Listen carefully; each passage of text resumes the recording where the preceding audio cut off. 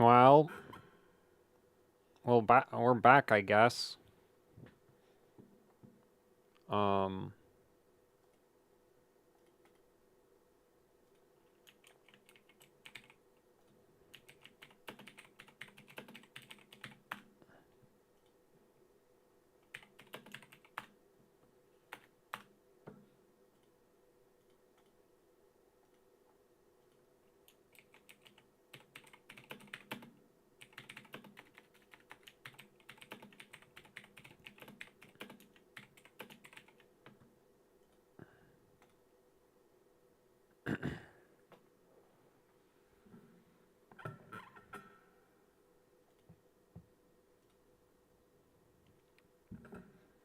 I don't think I forgot anything. Yeah, it looks like everything's working. I would like to keep today's stream short. We are starting a bit late, so yeah. I'm not sure if I want to do 2 hours of RAM timings today.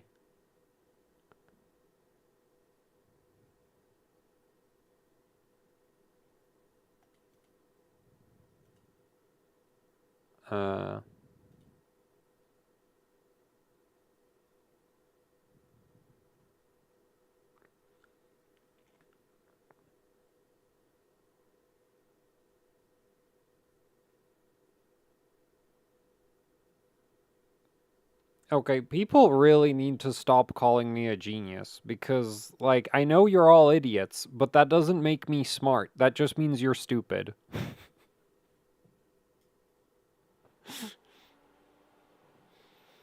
I couldn't get through a freaking computer system engineering degree, so, like...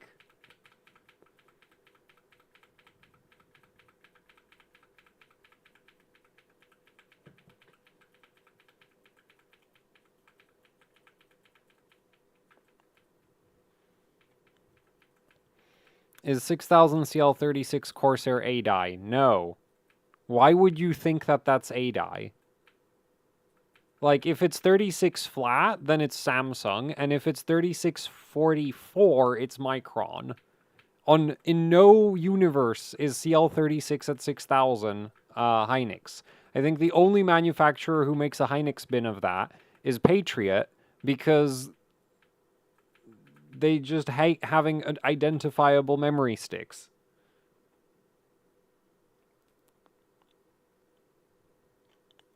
Oh, and I managed to miss the first submission. And I don't have anything ready because, you know, it's the kind of standards we got here. I can't believe that this is so popular as it is. Seriously. Anyway, what? I thought I said copy it, damn it. Well, this is really not going well. Okay, here we go. First submission. What is this? Intel. No, Ryzen. 7800X3D. How very original of you. 6200, 28, 36, 36, 28, 30, 58, 48, 20, 416, 48, 466. Is this not 8i? That could probably be a bit lower, but that doesn't really matter that much. 42, nice SOC. SOC voltage is pretty... Yeah, that's pretty nice. 4212. Single rank, so we don't have to worry about that. 65,000. Yeah, this all looks good. So, there.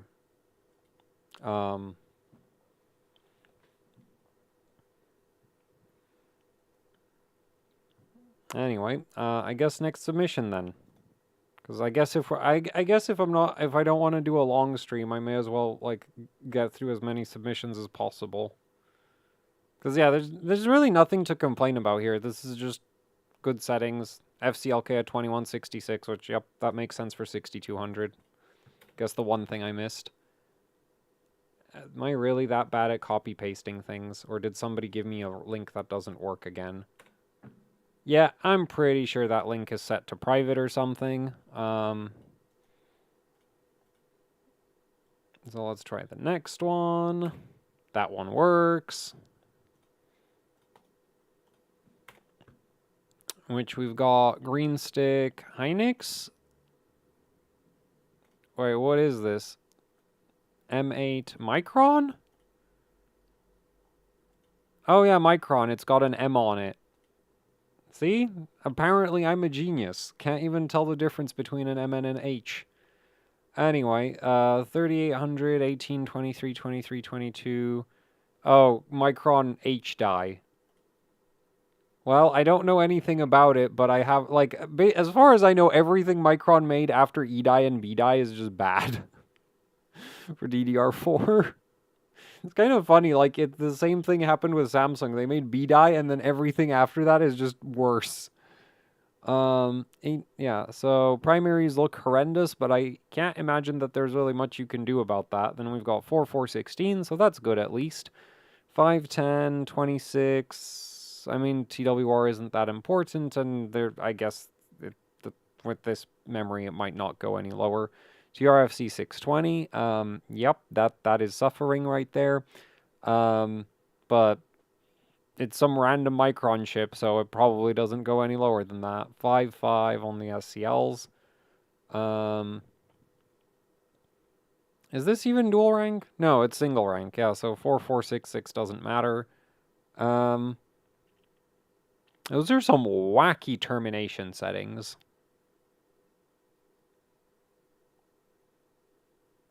Yeah, those are really wacky. Unfortunately, the termination settings really are just about, like, getting your memory speed up. They don't directly affect the timings. Like, 90% of the time, they don't affect the timings. So, unfortunately, yeah, this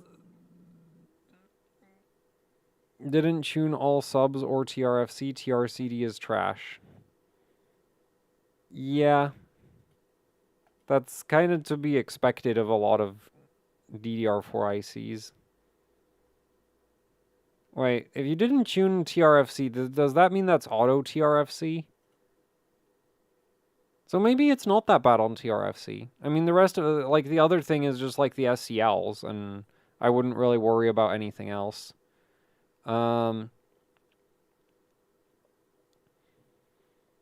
So, yeah.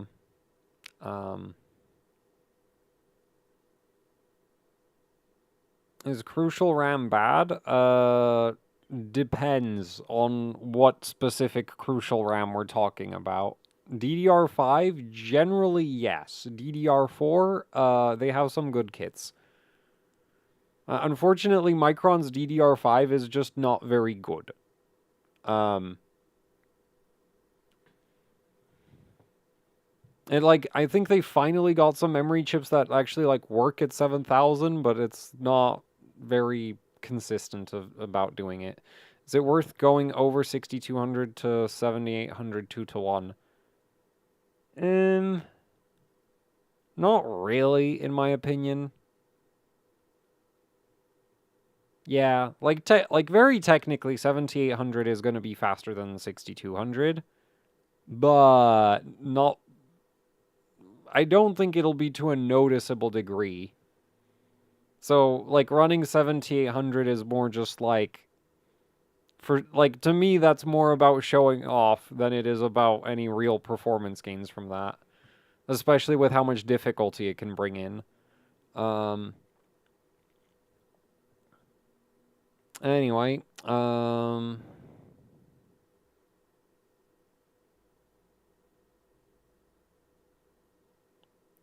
there's another submission, so let's take that one.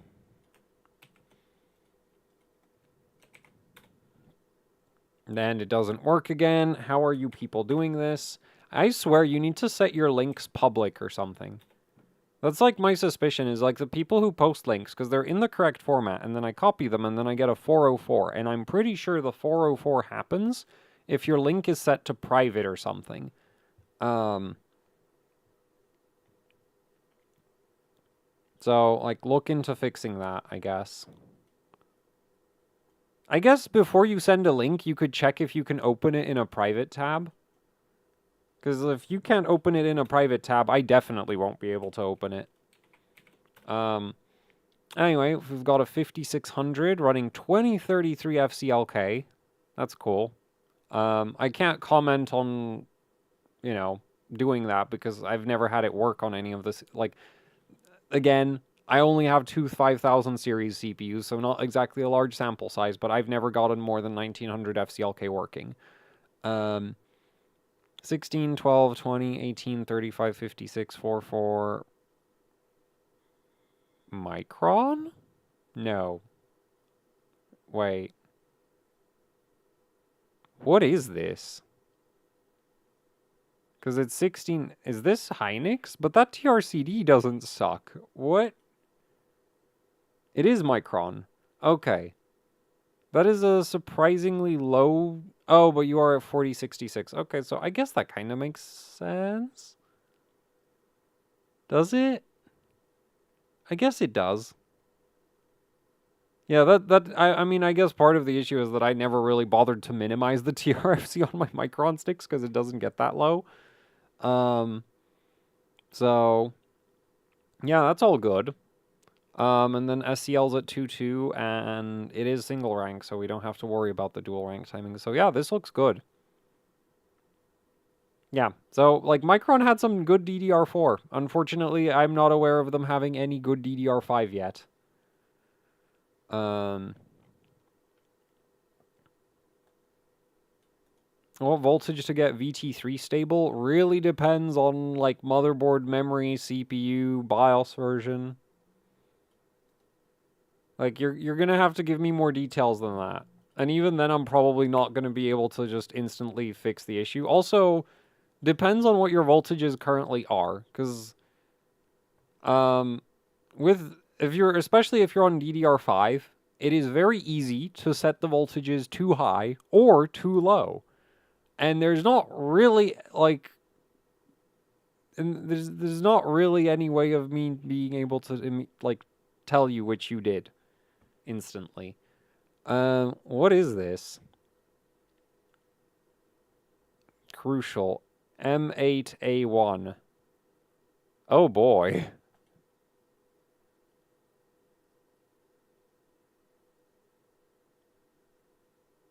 I am relatively certain that A1 stands for A-die, which is really bad. I'm surprised it runs 5600.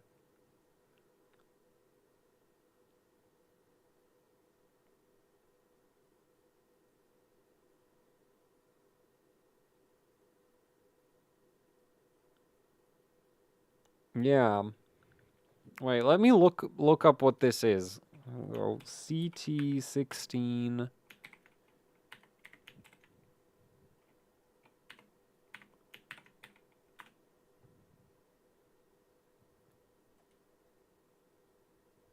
Oh. Yeah, I am actually surprised that you're able to run that at 5600.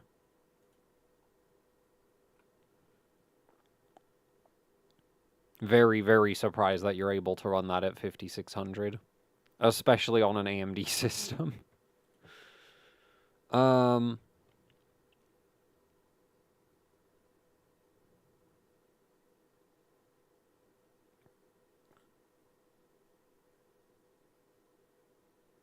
Unfortunately, I have like zero experience with tuning this stuff. So I don't even know what to like do with it to make it less terrible. Well, okay, no. The number one priority is just raise the refresh interval, and that should be relatively safe. Like, you should be able to raise the refresh interval to like 32,000 without any issues, and that'll give you a pretty massive performance improvement right off the bat. And then everything else, I have no idea, unfortunately. I literally no idea. You might be able to run the TRRDs at like 8832. You know what? I'm just gonna... Where's Paint? Also, let's make this bigger before I put it into Paint.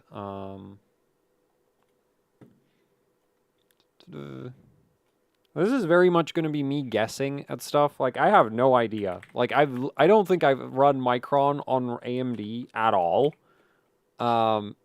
Because it's that bad.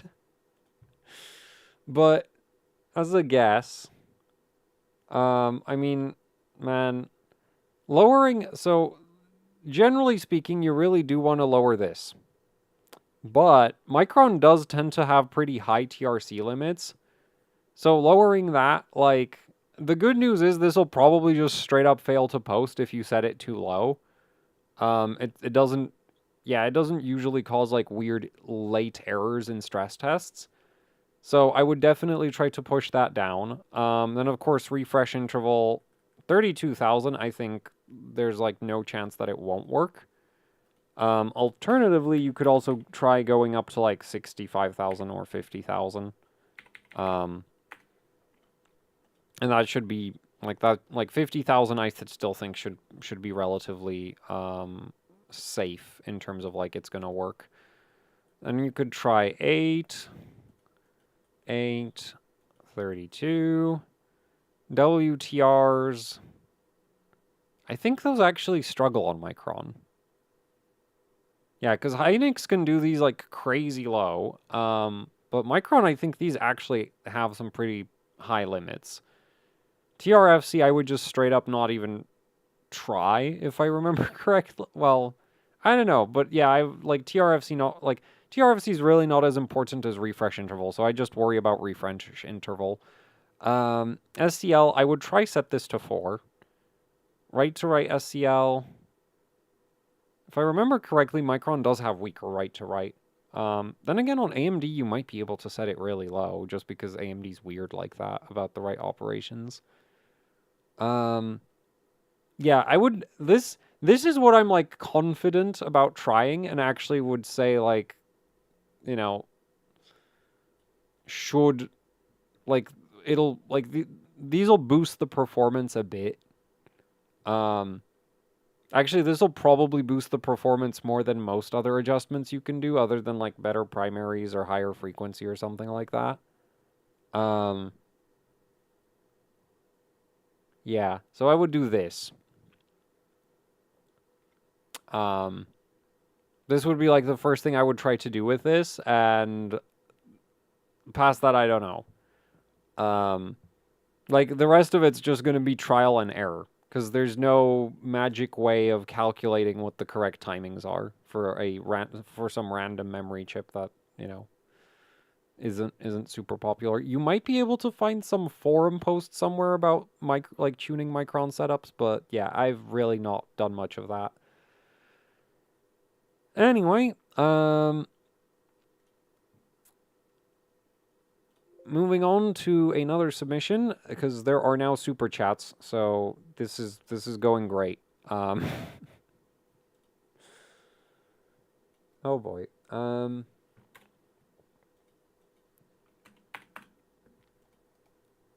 Anyway, there wasn't anything I missed with this. No, there wasn't. Okay. So what do we have next? 7950X3D, very low SoC voltage at 6400. SCL don't go lower even with VSOC. Yeah, that's I've heard that might be. I think I saw somebody say that it's like a memory kit thing, but it might also just be an SoC, like a memory controller thing. I'm not sure. I've not run into that myself yet. TRCD. Oh well, no. TRCD is definitely memory. Okay, like TRCD not going low. With DDR5, I'm gonna say that's a memory thing, not a memory controller thing. But SCL not going low, that is but like that could be memory controller, but in this case probably memory as well. TRP doesn't boot 30. Yeah, that happens. This one passed 8 hours, especially on 24 gigabit. If it was 16 gigabit, I'd be more surprised. Like, I would expect 30, but it's 24, so no. What is this? 8 hours Carhu. 2 hours of Y-Cruncher. RDSD and SD1 won't boot. What? Oh, that's interesting. Probably breaking some kind of memory training thing. SoC 1.14 spat out an error. Yeah, so that's too low, apparently. Is there anything else you wanted? Oh, I guess the timings. Wait, why are your... 30, 38, 32, 30, 62, 6, 10, 24. Why 10? I mean, I guess that might be necessary since 24 gigabit, but like I would assume 8 should work at this speed. 4, 16, 48, 544. Yeah, that all looks good.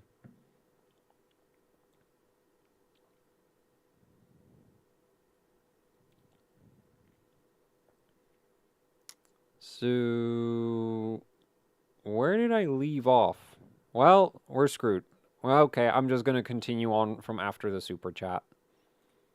Because unfortunately, if I try to scroll up too far in the YouTube chat, it's just going to crash the tab. Unless YouTube fixed that, but I kind of doubt they did. So anyway, next submission. What do we have? 5700X3D with B-die with 0 tuning, because of course, why wouldn't you buy the expensive memory and then not take advantage of the expensive memory? Did I miss anything? No. No, I didn't. So I'm assuming this is going to be a paint. Wait, did I just copy that? That's probably not the best way of doing this. I want it zoomed in. Where's sniping tool?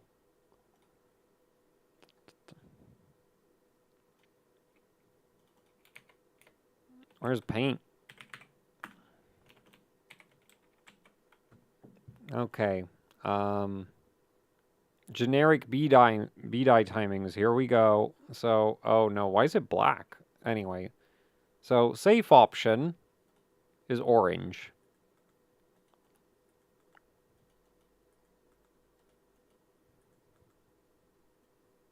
Wait, nope. Go up. Wait. Oh man, I forgot that you can set TRC DWR separately. I'm gonna give myself some margin on that.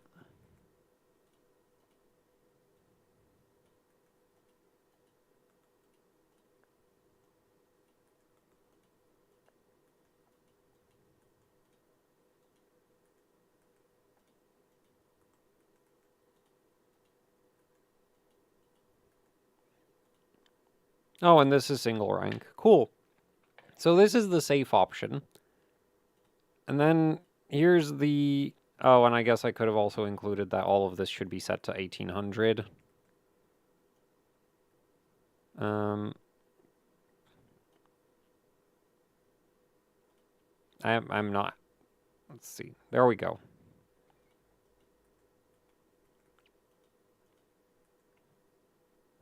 So, there. And actually...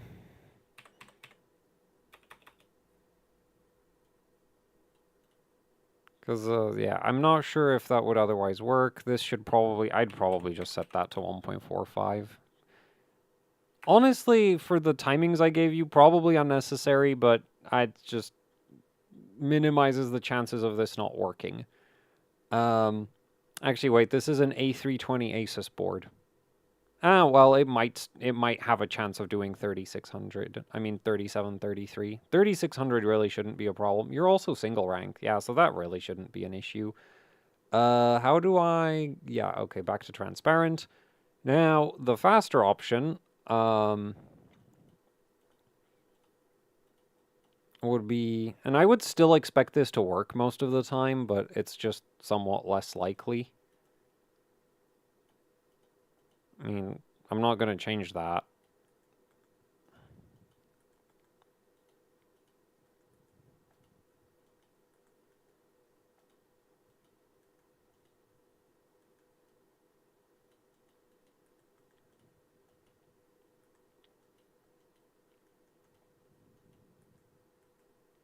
Oh, I forgot to set to RTP. Oh, well.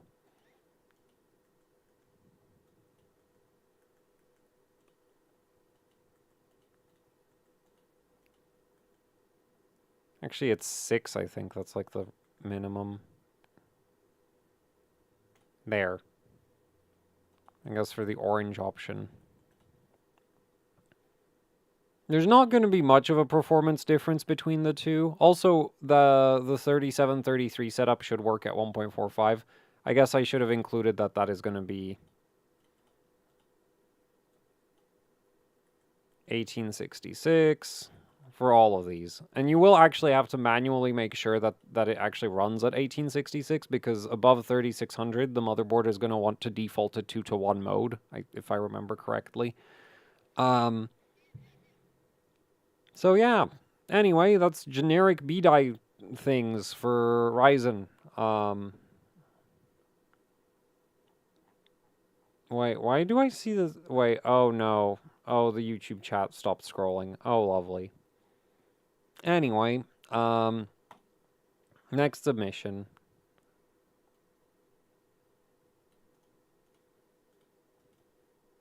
Which is going to be a super chat this time. Okay, I didn't miss anything.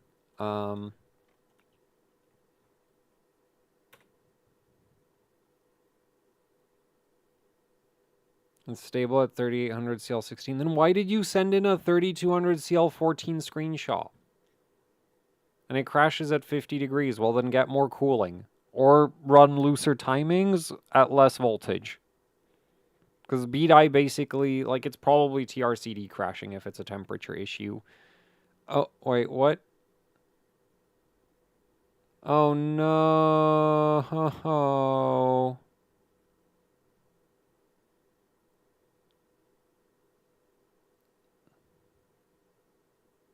No. Why? Oh, boy. Yeah, no. So, you know how you... Okay, wait. How much do you care about memory performance? I mean, you're on a 9800X 3D, so it probably doesn't matter that much. But this is dual rank Micron. This is probably about as bad as it gets for 24 gigabit DDR5 right now. Actually, it literally is, because I don't think there's a Samsung option. Yeah, this is Micron 24 gigabit, which I don't know anything about it, except that it's not good, which is why I don't know anything more. There's Samsung 24 gigabit and it's worse. Oh, I thought Samsung hadn't made a 24 gigabit chip yet. Well, I guess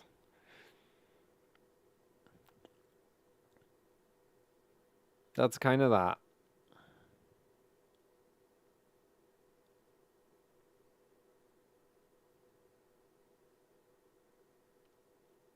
I can't really suggest anything for this, because I don't know. I just straight up do not know what to do about this. I just, like, how do you spend so much on a motherboard and then buy such a bad memory kit? Like, please tell me this was at least dirt cheap or something, because if this was expensive...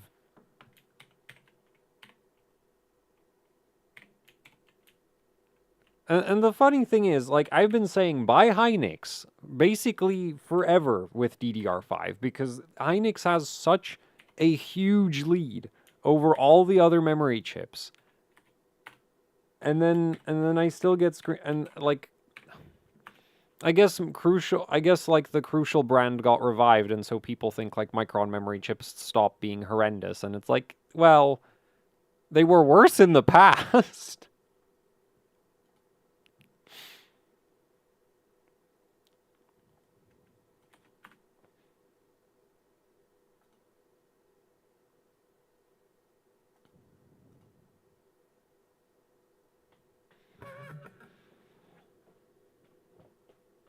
On another note, for A-die 2x16 8200,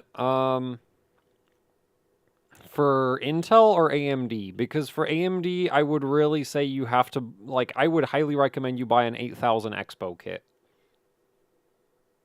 Yeah, unfortunately, my reaction to this is really, like, I don't want to force you into buying a different memory kit, because that's just But if you, like... But, like, if you don't do any research and you buy trash RAM, what am I supposed to tell you? I guess you can just live with the fact that you have a 9800X3D and it probably doesn't hurt that much that your RAM is trash. But... yeah, like, beyond that, like, this might be able to run, like, 6000 at, like, not completely horrendous. Well, no, the timings are going to be horrendous, because that's, like, the identifying thing for Micron, is that the primary timings are just disastrous on high-speed Micron kits. And then the sub-timings, as far as I know, are also kind of terrible. Though, it probably doesn't matter that much. But, like, yeah, I don't... like, I don't know what else to say. And actually, on AMD, there's, like, a decent chance it won't work at 6000. Because that's one of the, like, one of the issues with Micron is just, like, support for it is also really bad because it's so bad. Anyway, I guess I'll move on to the next super chat. I wish I had, like, better advice than just, like, throw more money at the problem, but in this case, like, you threw the money at the wrong thing, so, like, I don't really know what else to say. Anyway, finally something reasonable. A MSI Z790 Z790-P running 7400, which I am very surprised that does that work?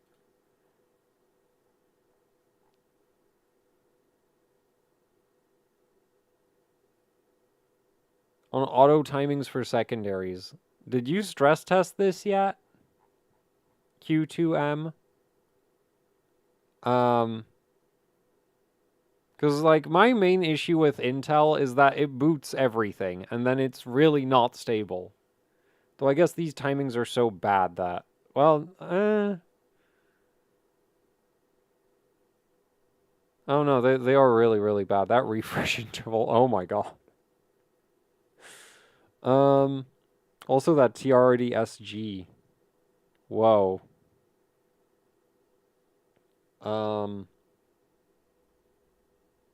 See, I have my doubts about a 4-DIMM MSI motherboard being able to run 7400.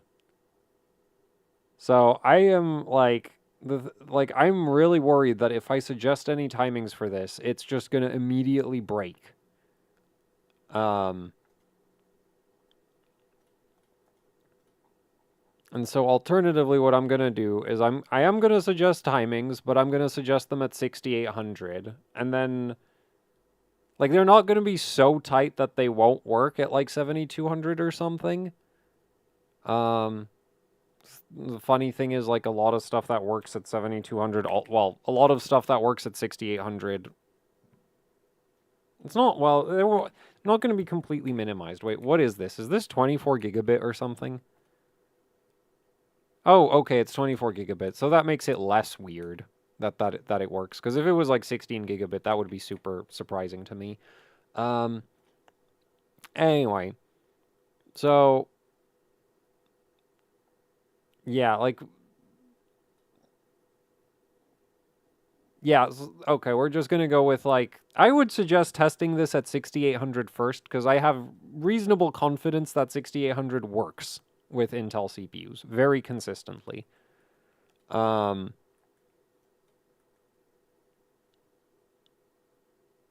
if I want this to work at, like, what, 7200, then TRCD, like, 42 or so? Yeah, probably 42.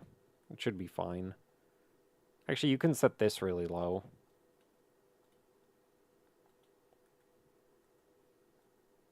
Alright, this is an MSI board, so you actually get, well, no, it should work at 38.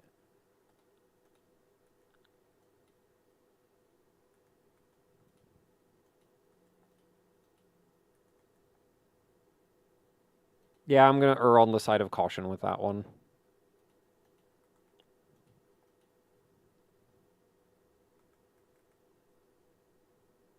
Yeah, that should be fine. And then, 50,000.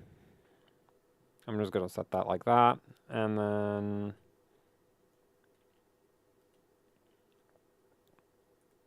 16. But really the more important ones are these. Those, like, especially for this setup, this will affect the performance a lot more. Actually, I'm just going to set that to 16.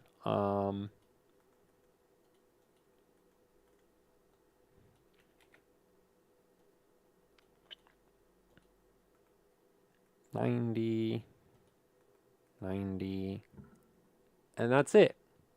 Because, like, all of this is for dual rank, which this very much isn't, because if it was, it wouldn't be running 7400. But yeah, so this, like, these timings will almost certainly work at 6800. And they'll actually be quite a bit faster than what you have at 7400 right now. And there's a decent, and they should still work at 7200. I think at 70 or even 74. Well, okay, no, 7400. I think the TCL is going to be too low. So you know what? Let's do a red version.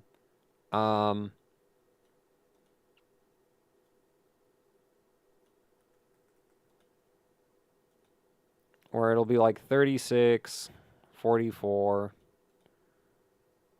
40. And actually, you can still leave that one at 48. And I wouldn't actually change the rest of them. Like that should still work. The main issue is I have doubts about the memory controller actually being stable at 7400. Like basically that's like the funny thing with tuning Hynix a lot of the time is that pretty much the like your frequency is basically just tied to like this. Well, also these. Like, yeah. Like, at 6800, these could probably be 18 instead of 20, but... yeah, and like, these also scale with frequency, but... we'll not worry about that. This also, like, at, like, say, 6000 or something, you could run that at 8 instead of 12. This also tends to get, like, so technically a lot of them get a bit lower, but the thing is, by default, they're so loose that even if you tighten them a lot without, like, pushing them to the limit, it's still going to give you a massive performance uplift. So, yeah. And then for, like, 7400, it would just, mainly, I think the primaries would need to change, compared to the 6800 setup. Yeah. The 6800 configuration, like, especially if you have 7400 apparently kind of working right now, I would expect the 6800 setup to be no problem. Also, in terms of voltage, this would be 1.4, maybe 1.45 volts.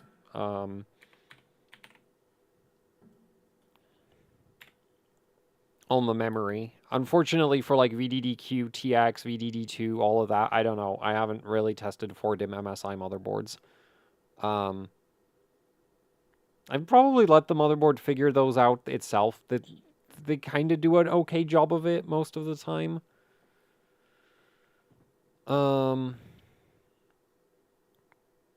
Yeah. Anyway.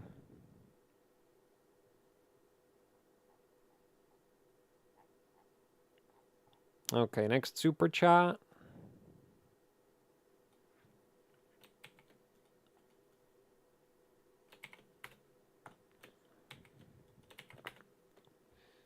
$8700G at 8200 on a B650i Lightning.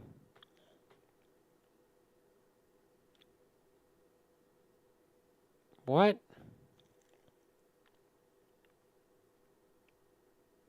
Oh.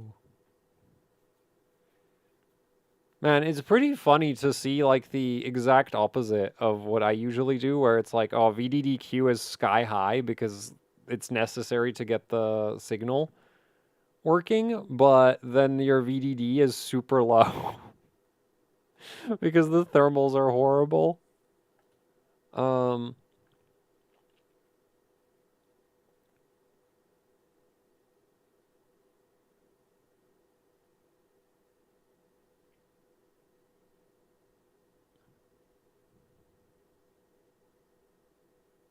This gives 15 to 20% more iGPU performance. Yeah, that makes sense because the iGPU is like super bandwidth starved.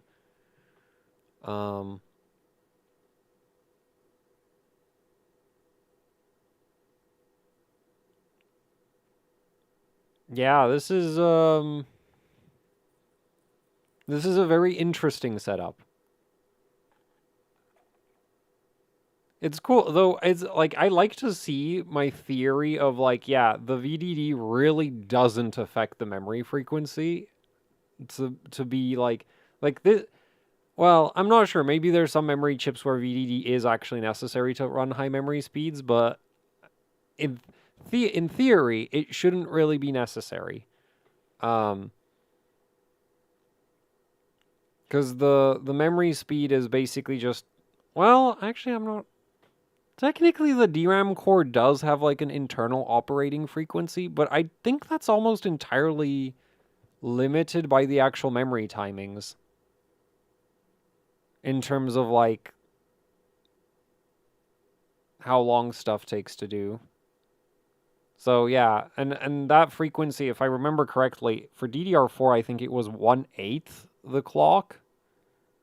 Was it 1/8? I don't remember.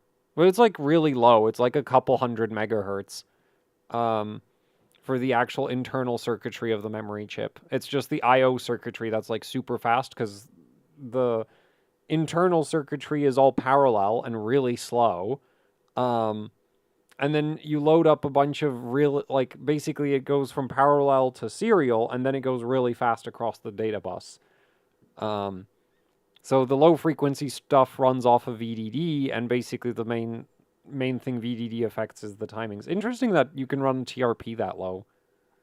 This is a really interesting setup. I'd never run anything like this because this is kind of because it's actually it's not even that much slower, I don't think. I mean, yeah, the primaries are horrendous, but they're not that bad, right? Like if you were at 1.45 VDD, TRCD this is 16 gig, so TRCD RD would probably be like 46 instead of 52. TCL would be like 30 something. So like TCL would be a big improvement, I guess. Okay, not 30 something, like 38 is 30 something, isn't it? SCLs are still the same as what I'd expect. TRDL could probably be 8 instead of 16. 624, I would expect like 216 or something. You could run lower TRFC, much higher TREFI. So yeah, it's like it's a TWR is minimized even on 1.1 volts. Yeah, so that's interesting. This is a really interesting setup. It's nice to see something that isn't just boring freaking copy pasted Samsung or Hynix timings. Speaking of which, there's another super chat. Which I imagine is more boring Samsung. Well, actually, more boring Samsung timings by the sounds of things. Oh wait, is this DDR5? Oh no, it's not. It's DDR4. So yeah, more boring Samsung timings. Just XMP with a bit of tuning, so extra boring. Let's see. Am I right about that? 3800, 16, 16, 16, 16, 36.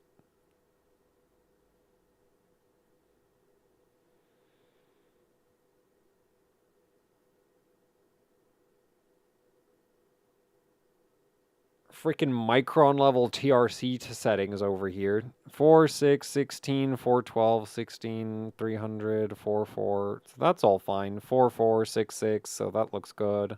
12. Okay. But,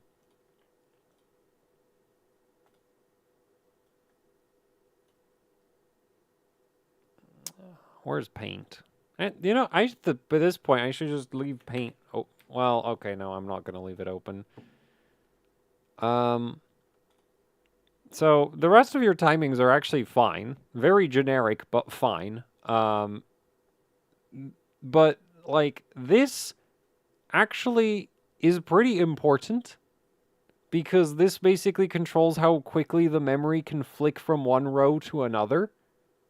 So if you're doing a lot of, like, chasing random memory addresses that aren't conveniently packed into the memory.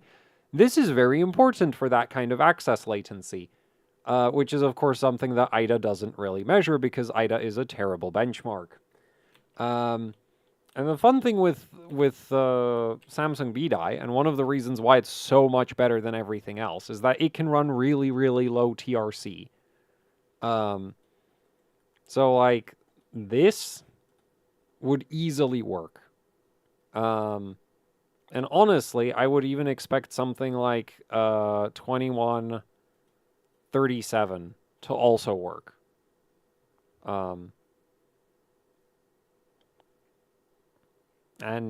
Yeah, the fact that you're not doing that is extremely disappointing to me. Because, yeah, like, low TRC helps, like, quite a lot. Because it literally controls how quickly you can... I mean, in dual rank, it matters somewhat less than it does for single rank, because you have more bank groups, so it's statistically less likely that you would have to hit 2 different rows in the same bank. But if you do have to do that, TRC, like, if you do have a lot of row hopping going on, TRC is the timing that limits that. And so not adjusting it is kind of lame.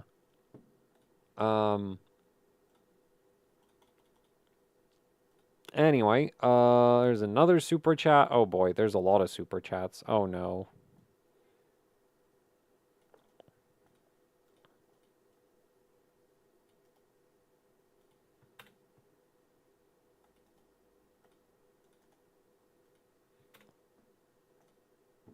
$6,400. As you may notice, there is one teeny problem.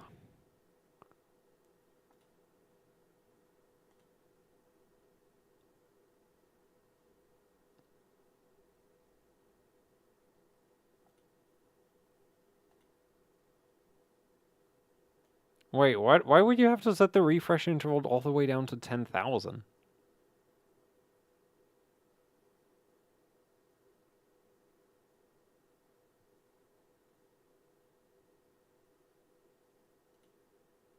Also, have you considered just removing the side panel?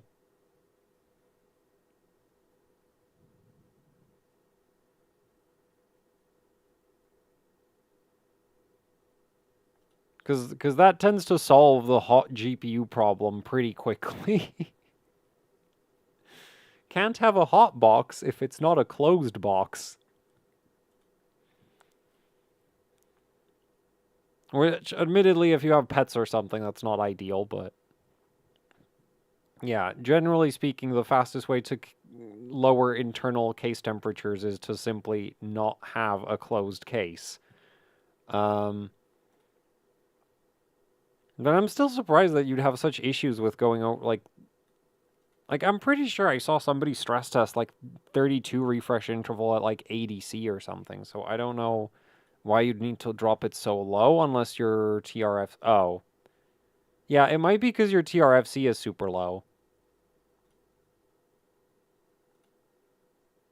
Like, maybe if you had a higher TRFC, you could get away with somewhat low, like, with not having to nuke the TREFI so bad. As for a proper mount, I don't know. I don't use 120mm fans, right? Like, in my videos, I use standoffs to screw a, what is it, 80mm above the memory sticks.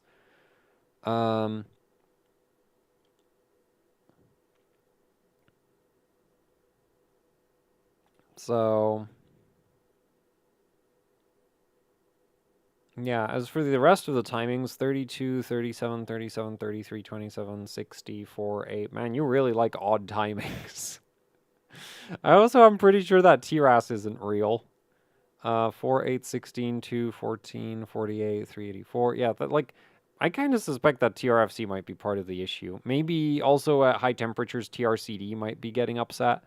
SCLs, and then, like, setting refresh interval...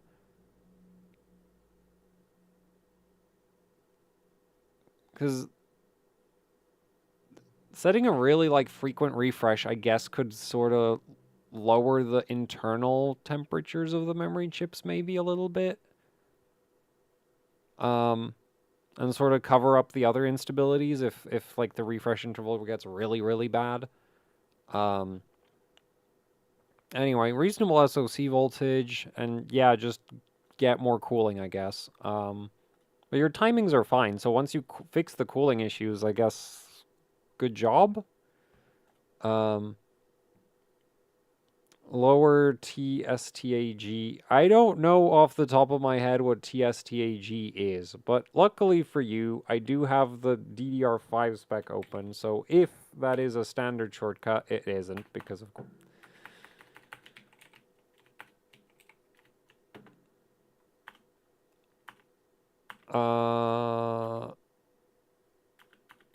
Yeah, that doesn't throw, and yeah, that doesn't show up as anything in the DDR5 spec. So I don't know what that is, and I can't look it up right now. So I'll have to. I'm assuming that's an AMD timing.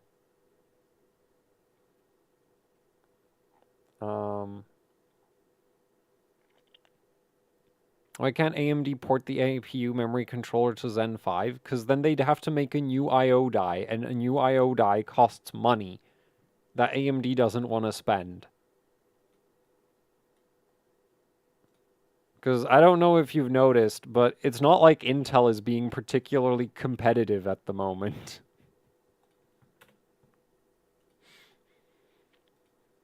Anyway, next submission. We've got a 9800X3D on a Gene running 8000. Yay!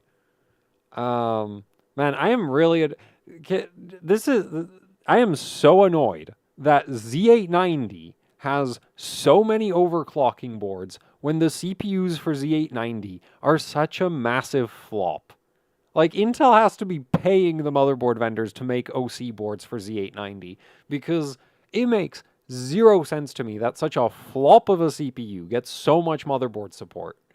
And on AM5, Asus discontinued their best motherboard because, like,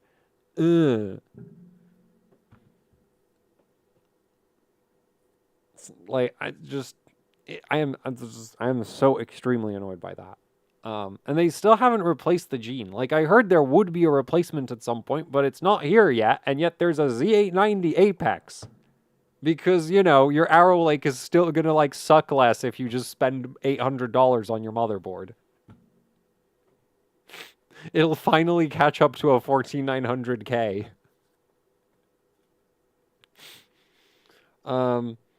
Anyway, 8,000, 32, 45, 45, 38, 40, 76. Okay, I guess the math, but yeah, that's fine. 6, 6, 24, 216, 480. These set to 1 because they don't do anything. 8, 1, 30, 12, 16, 2. So this is absolutely slammed. Oh, and we've, of course, got the super low SoC voltage. And then, yeah, like a lot of VDD because TCL32. Oh, man, that's a are those VDDQ and VDDIO voltages real?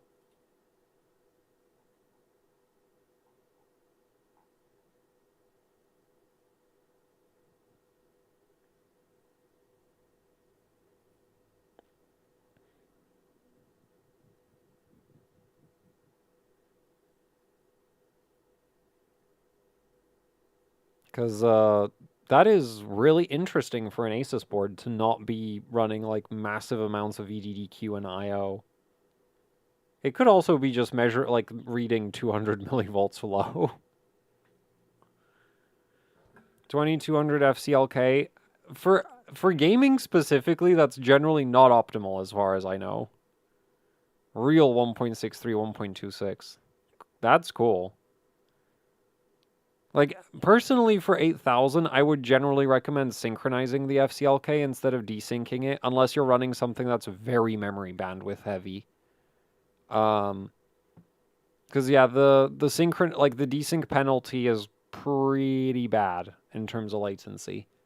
In 2-to-1 mode. Like, well, in 1-to-1 mode, there isn't a desync penalty, because it's not freaking synchronized. 3 gigahertz does not synchronize to 2 gigahertz. Whereas 2 gigahertz does synchronize to 2 gigahertz, right? Which you get in 2-to-1 mode. But yeah, like the timings on this look really, really cool. Have you tried a higher memory speed? Because like the thing is, if you are gonna push FCLK higher, it might be worth trying like more UCLK. Because then you at least have the excuse that the UCLK doesn't synchronize, right? Like if you're at 2050, which is 8200, then it is literally impossible to synchronize the Infinity Fabric to that. I'm not sure if there's any downsides to running those higher memory speeds because I've not been so far I've been mainly trying to figure out the DDR5 like just like I've been working on like figuring out DDR5 8000 more. Cuz yeah, especially now that I have that G-Skill 8000 Expo kit, like I want to test a bunch of the other A-die kits to see if like there's, and it already looks like there might actually be something special about the G-Skill kit. I'm not sure if it's, I kind of suspect it might be terminations or something, but it could also be like actually different PCB design. But I don't have a way of like x-raying the PCB to see if the traces are special or whatever. Man, imagine if I had that kind of equipment. That would be so cool. To be able to just x-ray memory sticks to figure out if there's actual like major PCB differences instead of having to like test them and seeing if there's like differences. Because the thing is, I went from that G-Skill kit, right? I posted the video earlier today of like 8000 with the G-Skill kit, and I've swapped over to an 8000 XMP kit, and it just doesn't work at all. It's just mega unstable. And yeah, it's like super interesting to me. Because like I don't know if that kit is like, if the motherboard has like some special optimization specifically for that kit, and that is not applying to the other kit that I'm using, or if that kit is just different physically, and that's why the other kit that I'm trying to test doesn't work at 8000. Like it could be either of those options. I'm kind of leaning more towards it being a settings thing, but yeah, I don't know because don't have X-ray vision.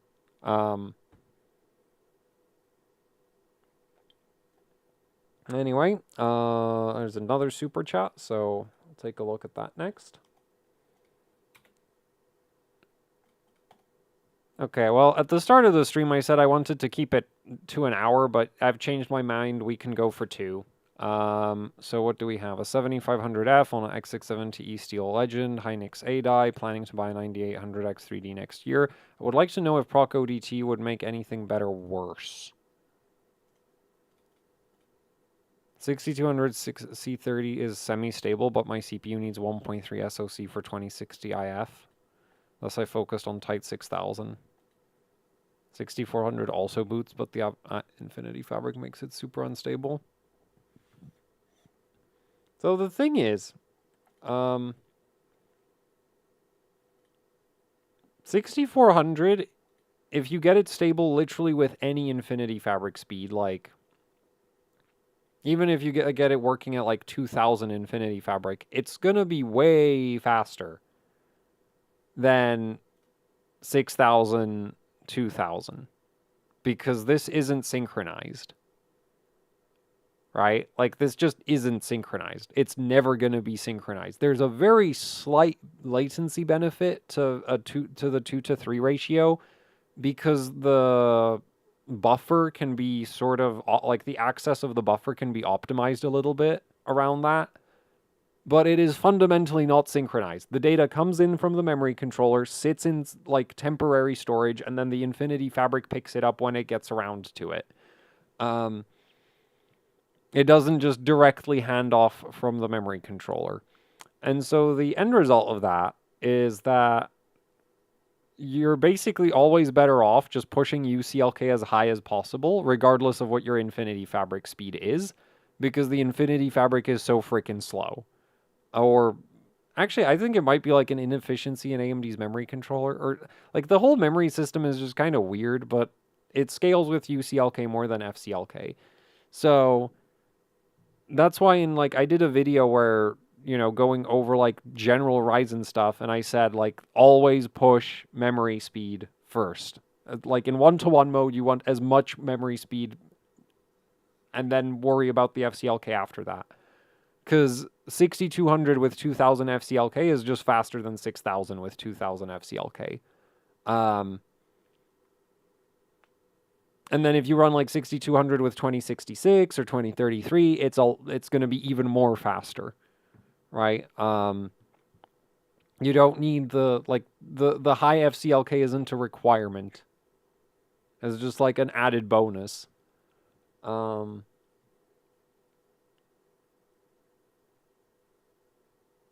as for messing with Procode ET, that shouldn't really affect anything. For 1-to-1 mode, that really shouldn't be that important. I don't know, like if they're really, like if the settings are really, really wrong, then maybe, but yeah, I don't know about that.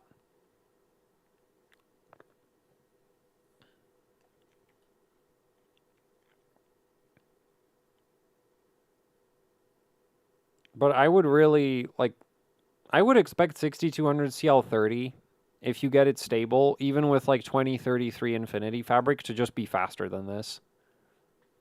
Or, alternatively, what you could try is try to run 2200 FCLK at 6000. That's also going to be faster than this.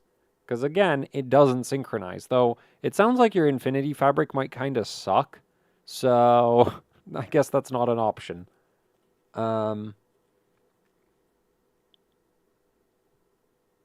Yeah, as for your actual timings for a 2616, 470, 44, the timings look good. But yeah, so you're kind of in the same situation that like my daily system is in, where the memory controller is just terrible, and you just like, though in my case I run 6000 with like 2166 Infinity Fabric.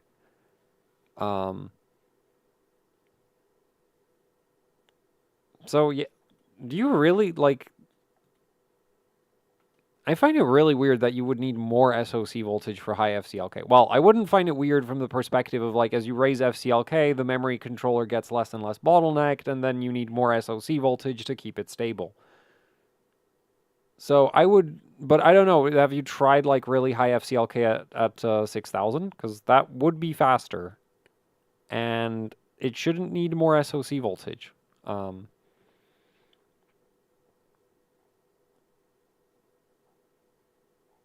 Wait, what?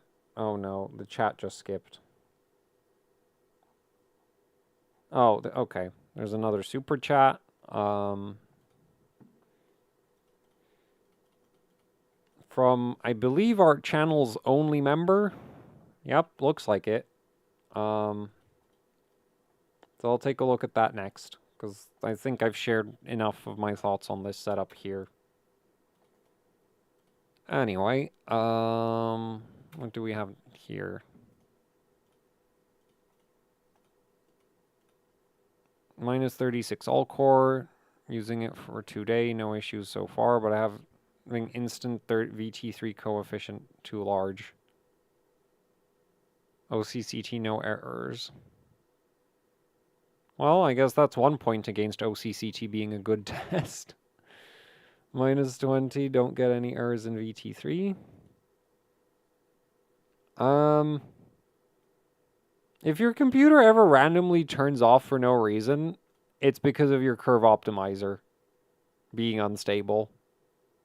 I mean, you've so far not had any issues, but like if you have weird crashes and just system shuts down for no reason kind of stuff, that's because of curve optimizer.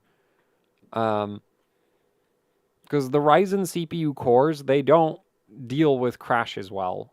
They do just reset the entire system usually. Though sometimes you'll also get like weird bugs around the OS, but usually it just reboots itself. So yeah, personally, like my experience with Curve Optimizer is it doesn't boost performance enough to justify the random instability that it causes when it's not set just right. I'm not saying you can't tune it to the point like that you can't tune it in a way that it's stable. It's just that usually takes more testing than I think it's worth doing. But like like in this case, my approach would basically be sure, use the curve optimizer, and if the computer ever behaves weird, the first thing I would do is turn off the curve optimizer, because you just can't prove that it's actually stable because it affects too many different load scenarios.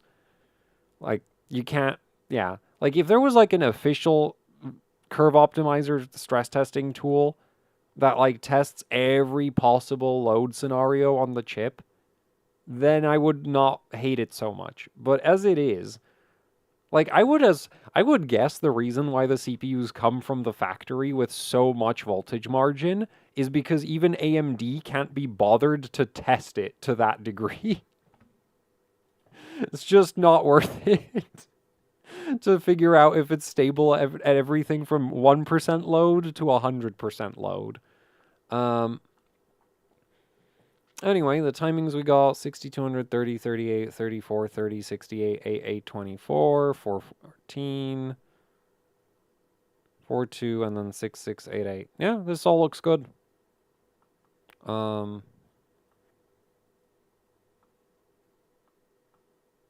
Yeah. So, I mean, if you're not having issues, personally, I wouldn't tolerate the fact that like VT3 is crashing, because if there's one, like VT3 is very heavy, but that's like already a pretty clear sign of instability, especially if it happens instantly. And so then it's like, well, what if you launch some game that just happens to trigger that same instability? Or some random application that triggers the same instability. And it's just like software is unreliable enough that running it on like unreliable hardware just is like, man, not a fun experience. So yeah, that's my thoughts on that. But it's your system, so kind of your problem if it crashes on you, isn't it?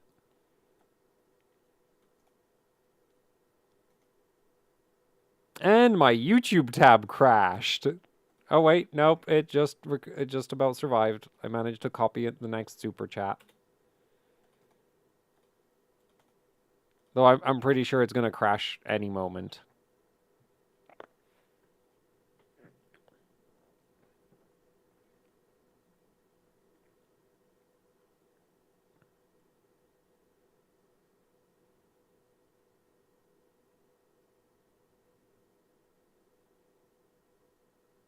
$80-90 ohm termination is important on 8000 M-die sticks.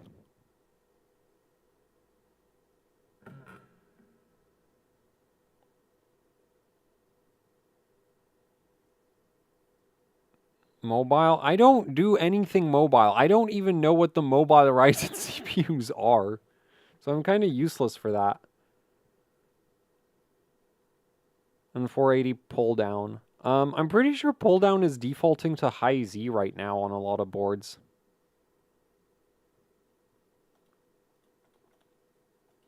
Unfortunately, like, off the top of my head, I can't comment on that.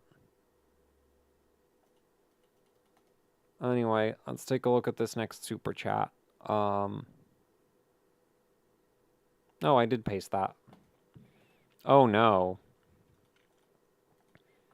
Okay, we got 2 errors in 7 hours. Wait.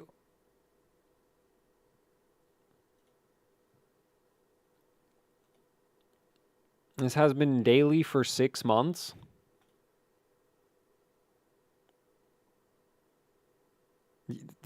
Well, yeah, I mean, yeah, like...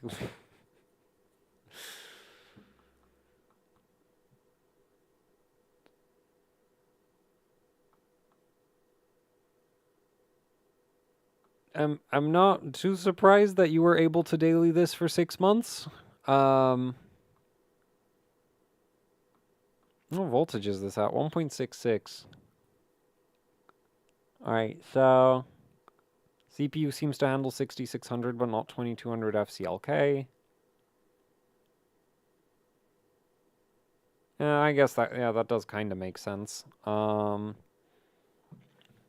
Currently, water can run benchmarks at CL24 with 1.95 volts. Yep, that sounds about right. Well,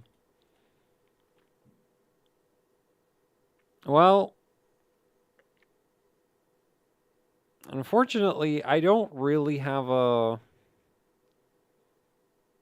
Because the thing is, like, you're at that point on the VDD where if you keep raising it, it might actually get less stable. Do we have memory temperatures here? Oh, we do have them over here. Well, the temperatures are fine. But yeah, some sticks just don't like being stable at very high VDD. I mean, I'm gonna go with the basically the response I gave to the curve optimizer question, which is like, look, just it's your system, so if it crashes on you, that's a you problem, right? Like, the reason I go to such extreme lengths with my validations is because I don't want to give people settings that aren't at least somewhat likely to be stable, right? Like, I don't want to make videos with settings where it's like, well, if I ran the test for 10 minutes longer, it would have errored out. Because that to me is just like, you're not providing any value, right? Like, if you're going to show people things that work, they need to actually work. You can't show something that's barely functional and just be like, well, this time it didn't error out in the freaking hour that I ran it for. Therefore, it works. It's a whole nother matter if it's your own system and it's like, yep, it's like, I'm happy with using it even though it doesn't pass every stress test or whatever. Yeah,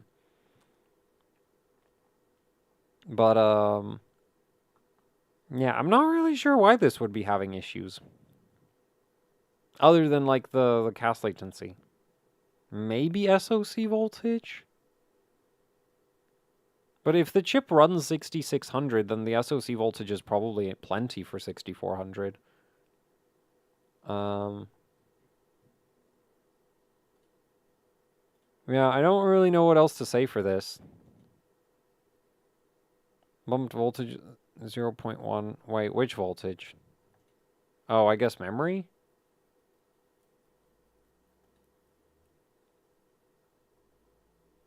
Yeah, cool.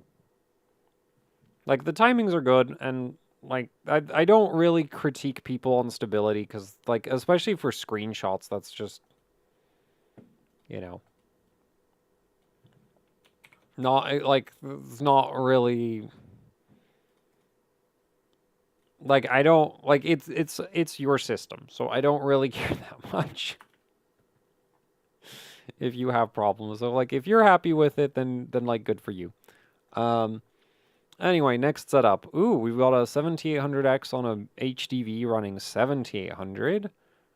No errors. 36, 45, 45, 44, 40. That is a weirdly high TRP and a weirdly low TRC. On A-die. Yeah, that is a weirdly high TRP for A-die.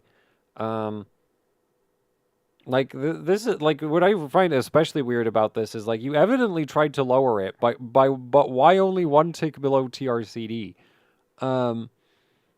Anyway, 4, 8, 16, 416, 48, 450. That's really low. I mean, I guess if you get lucky with your sticks, that might work. 8, 1, 10, 14, and 65,000. I mean, I say really low. It's not that low. I think somebody once posted a screenshot where they had this at 90, which was absolutely insane. Lexar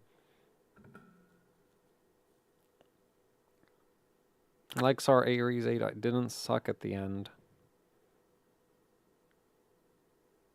Forgot to put pause on the CFG. That's fine. That's fine. I'm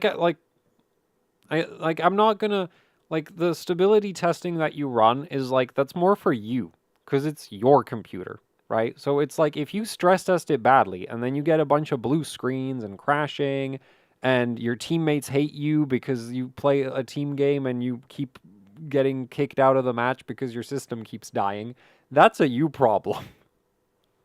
Not a me problem. So the stability, like, the stability testing you do on your daily system is so that you have confidence in your system, right? Like, that's the point of it. Because, like, you could also just YOLO it completely and just not test anything, right? Just copy somebody else's settings and just call it a day. That's basically what like XMP devolves to a lot of the time, right? Like especially some of those 8000 XMPs is like, yeah, you turn a lot of those on and they're not stable at all. And I bet there's people out there who actually like they buy a motherboard and a CPU and they turn on their 8000 XMP profile and they just, you know, and then they just hope that it works.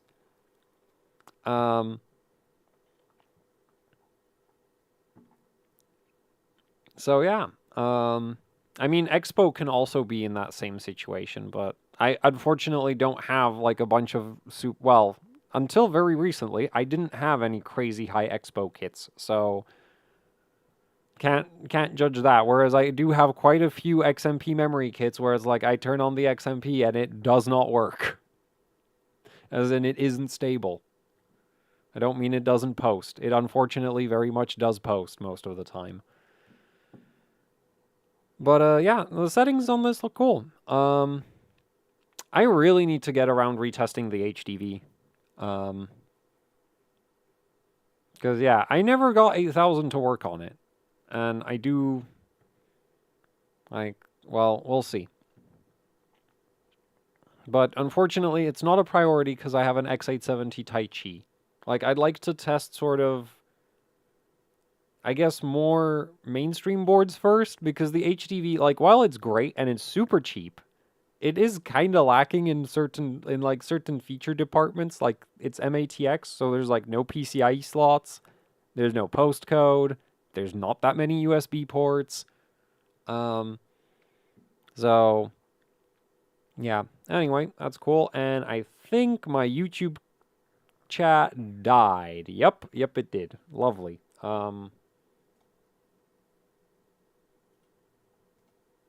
So let's just duplicate the tab and continue.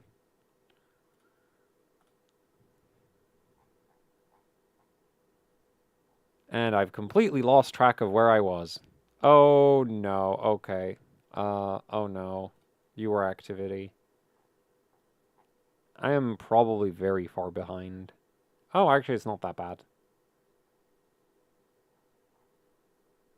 Okay, yeah, it's not that bad. I'm like 3 chats behind. No, 2 chats behind. Wait, there's another member. Yay, I have 2 members now. By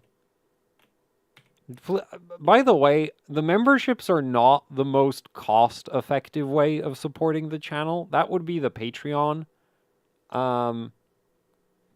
But like I turned on the YouTube memberships as like an option for people who like want to use YouTube memberships. So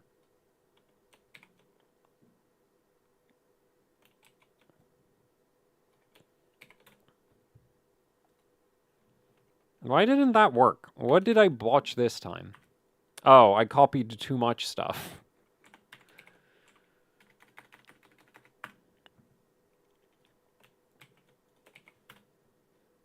So we have 1.2 volts, 1.4 FCL. Wait, 1.4 on the MEM. You are using an ancient version of Zen timings. That's why nothing works.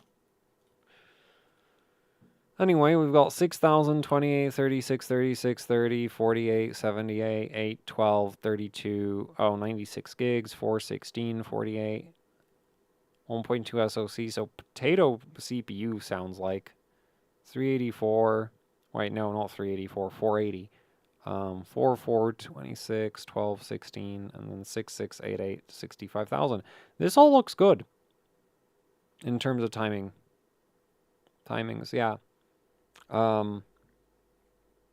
Yeah, and if you need 1.2 volts SoC to run 6000, then that CPU is just bad, unfortunately.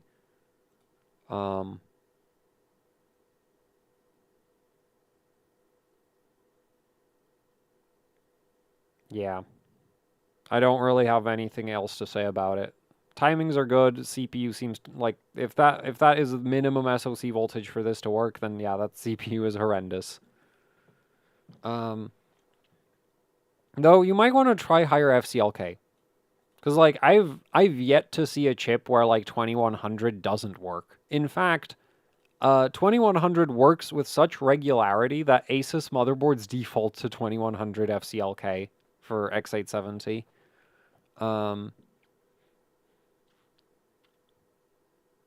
So anyway, I guess I'll take the next super chat.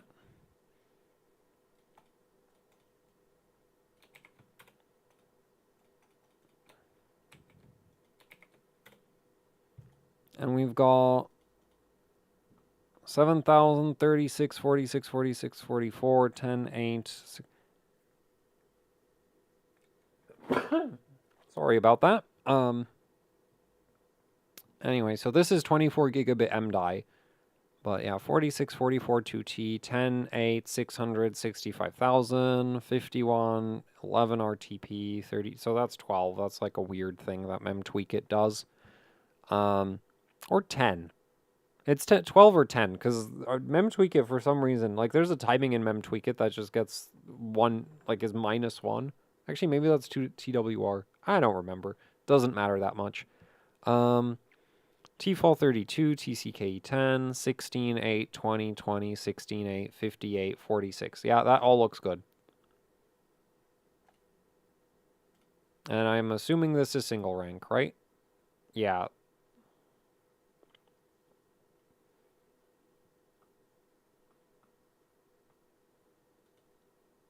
.4 VDD VDDQ, 1.4 VDD QTX, 1.45 VDD2. That is weirdly high, and 1.2 SA. This is weird. I'm not saying it can't work, but I'm honestly kind of surprised that it would work, because Intel tends to be really picky about this.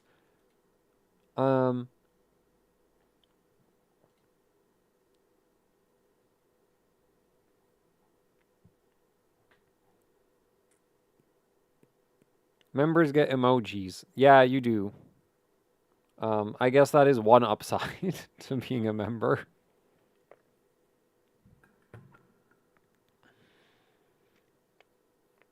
Nah, my Patreon takes 5%. I'm on a founder's plan. I've had a Patreon for forever.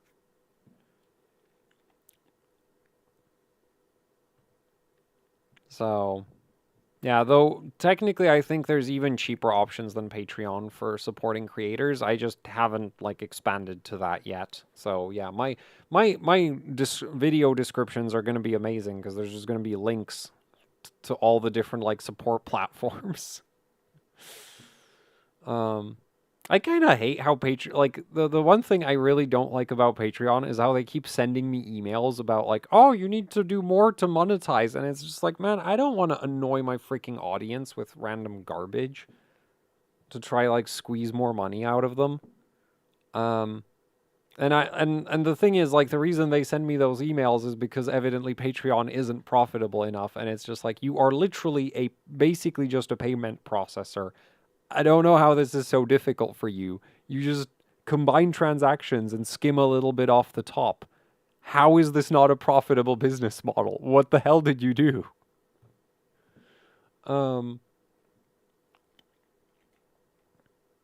Anyway, do you intend on covering the X870 ITX board? Yeah, I would like to, but it's not a priority. It's second in line. The board I find most interesting from Gigabyte is the X870 Elite. Because it's, I think, literally the cheapest AM5 motherboard with a postcode. And then once I'm done with that one, I think the next one I want to test from Gigabyte is the ITX. Yeah, because the Master, to me, it's expensive, and it's not really, it's not really that interesting to me. It does have a different memory topology from the Elite, but in terms of feature set, it's just kind of whatever. It's not really that different from the Elite, even though it's $200 more expensive. And then it's yeah, so you get more VRM, which is totally not necessary. And you get more, you do get them different memory topology, which is the one thing I'm interested in testing. But $500 to test a different memory topology is kind of steep.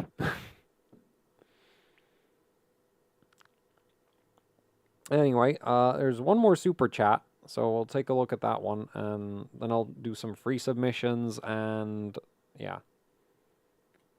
Still got half an hour to go.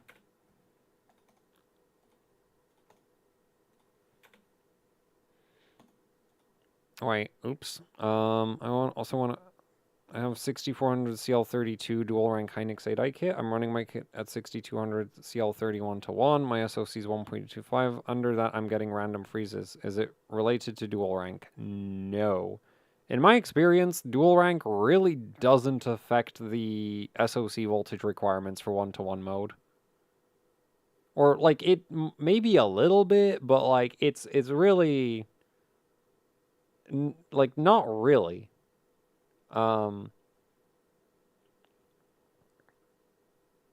Should I change my RAM kit to single rank? No, that wouldn't make anything better. If anything, it would make it slightly worse. In 1-to-1 mode, dual rank does actually just have an advantage. Very, very small advantage. More MEM-VDD. You could try that. Like, you could probably run CL28 if you set VDD to, like, 1.5 volts. But the thing is, like, CL28 isn't gonna, like, drastically change your performance. Like, it really isn't.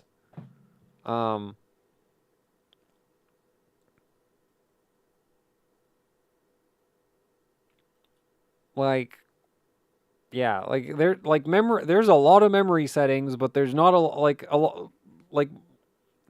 the reason tuning memory timings is worth it is because you tune a lot of them at the same time, right? And also TREFI exists, and default TREFI is just terrible.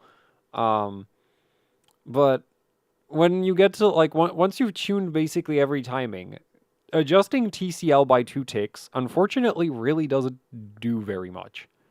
And so you're kind of at the limits of what's possible in terms of performance with something like this. Like, it's just not going to get much faster. So spending more money on this is, like, you're just not going to get anywhere. Yeah. Which motherboards have the most efficient power delivery for, say, an undervolted 7700? Whichever motherboard actually remembers to turn on the phase shedding. Is there any point in having an external clock gen with a 9800X 3D? It gives you an option for raising the core clock without... Like, it gives you some extra tuning options when messing with PBO. Because, like, PBO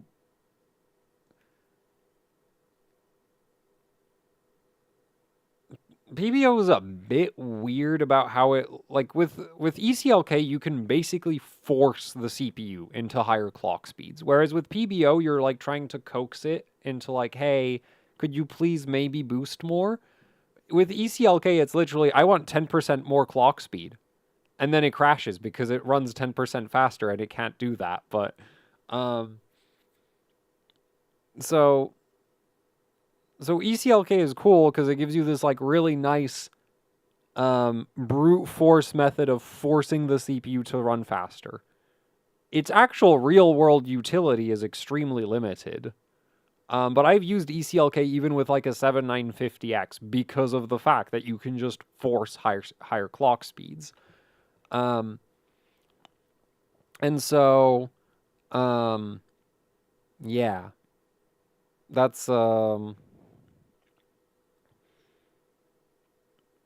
of that. As for the phase shedding, so multi-phase controllers have the option to turn off extra phases as a means of saving power.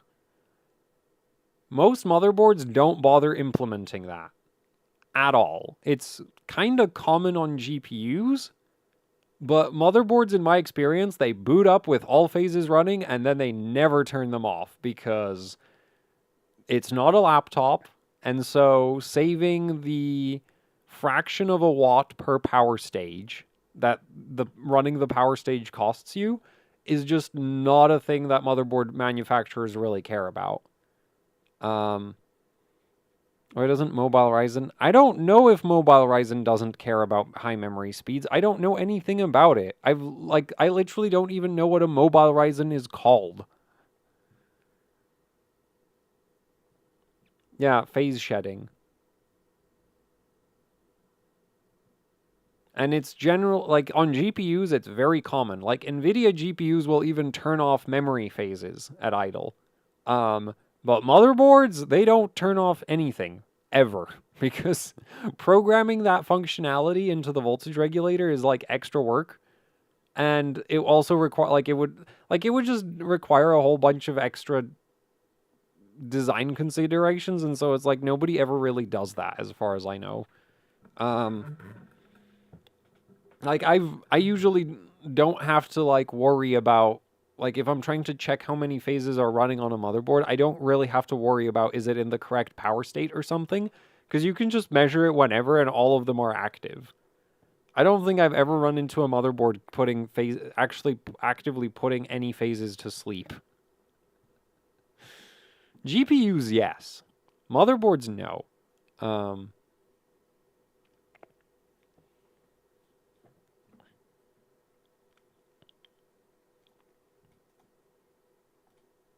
And the GPUs, I bet it's just because NVIDIA mandates it.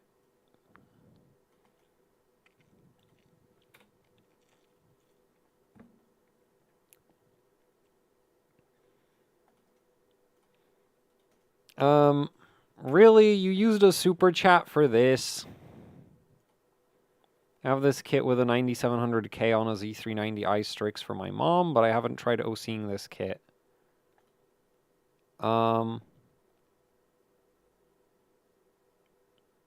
This is probably some kind of Hynix. And you're on Intel. Wait, how old is this? It'll probably do like 3466, maybe more.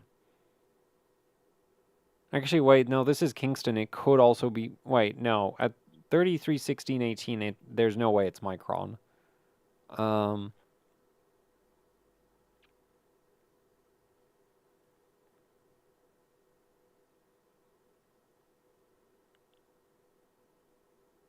Yeah, I don't know.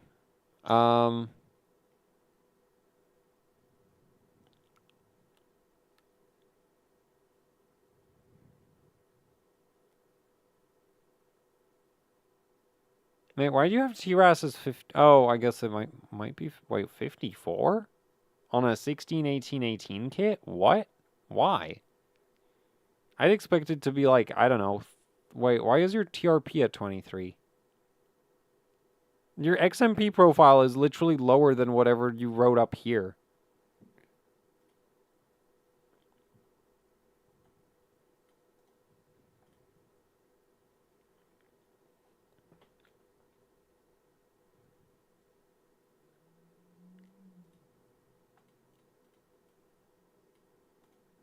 Also, the whole reason these streams are called reacting to RAM timings is specifically because I wanted to avoid being tech support.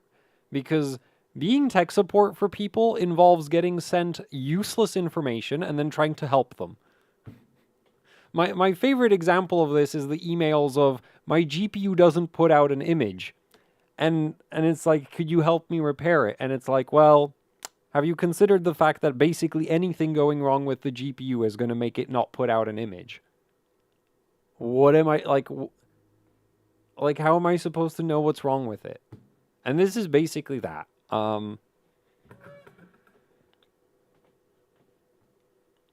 There's a reason everybody just sends in memtweakit screenshots. Also with this, unfortunately, this is probably Hynix, in which case I'm not going to be much help anyway. Oh, there's a super chat that just wants to say thank you. There's no changes. Okay, cool. Thanks.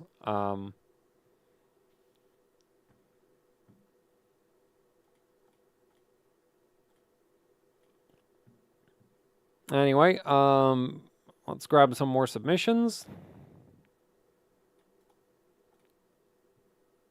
Ryzen 3000 high performance power plant set experience. I don't remember at all. I don't really... I think I just left it on high performance. Probably. That sounds like something I would do.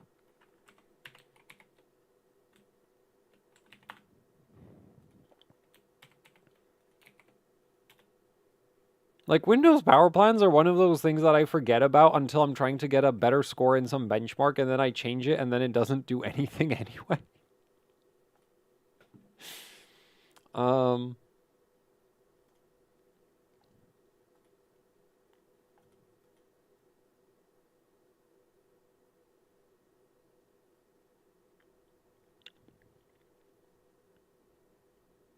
Why is read to read SCL at 5?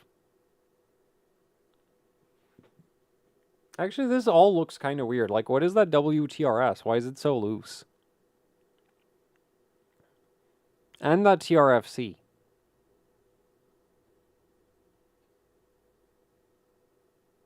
Is this not Hynix?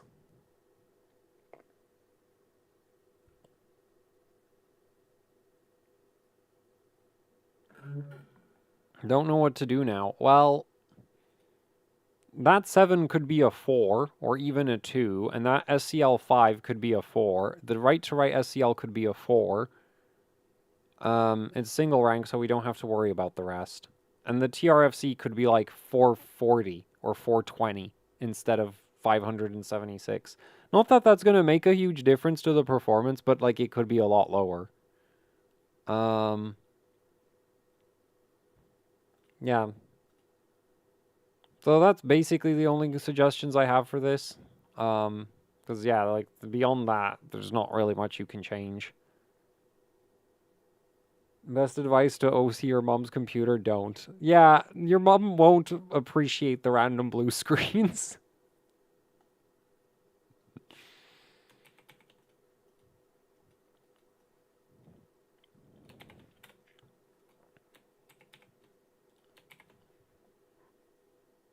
That's assuming you do it wrong. I haven't had a blue screen on my daily system in like so long that I don't know when the last time I've had a blue screen was. This really is by far the most reliable my daily system has ever been.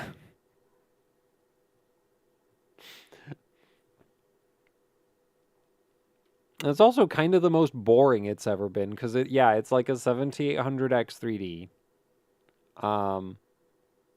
With some RAM running 6000. So yeah. Ooh, a 2x24 M-die setup.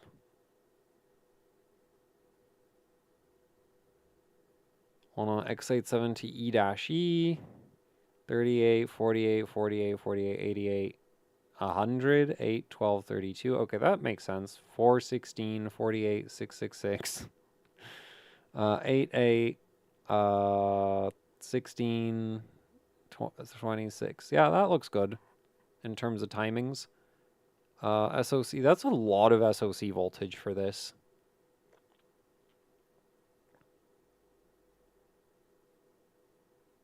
I didn't touch SOC, but if I try to get it tighter, I run into VT3 errors. Proc ODT seems to be bugged in Zen timings. Are you on the latest version? Also, that's not bugged. That's actually probably correct. Because I'm gonna make a video about the like termination stuff. I just need to sort of figure out how I want to make that video. It's still gonna be an uncontrollable mess, but yeah.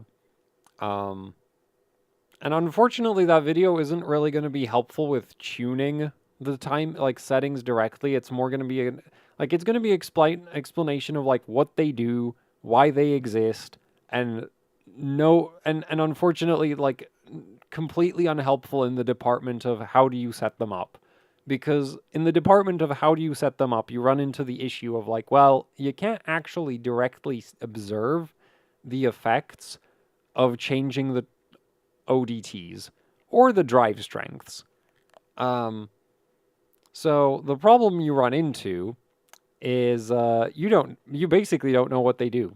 Yeah, that's kind of that. Also, T-Fi RDL is mismatched. I don't know of a fix for that.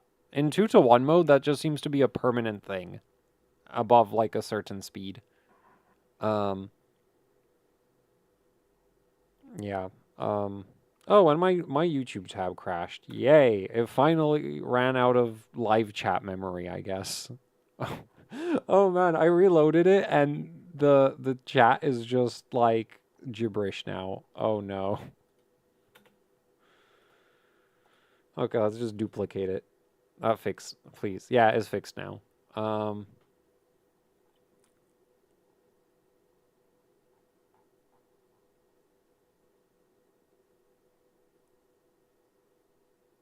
um, so the Prime 95, so it actually was Prime 90. I ran Y-Cruncher and then Prime 95 crashed and then I ran Karhu after it, which is a thing that I do a lot of the time. That's like that's why I don't have like Karhu stop on error turned on.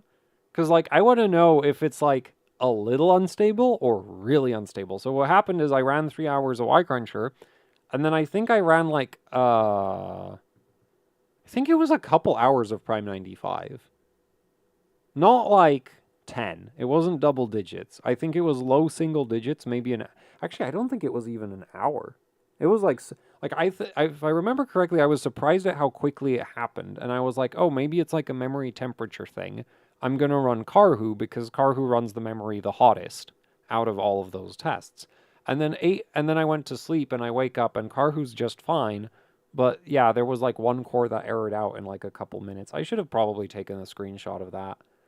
So yeah, that only took a couple minutes to show up.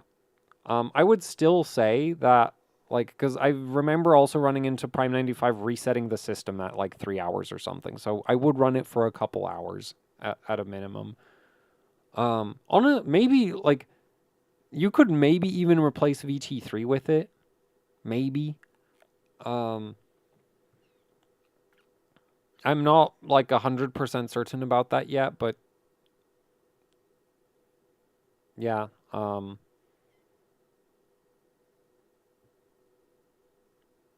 But it wasn't, well, sometimes it'll error out in a couple minutes, but usually, like, yeah, I'd say run it for a few hours.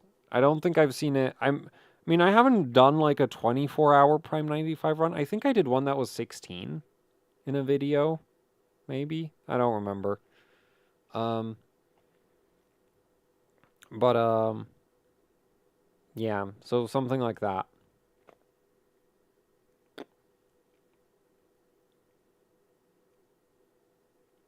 Can 2400 OC to 3200 improve 1% lows on an iGPU? Yes. That on an iGPU overclocking the memory helps performance a ton.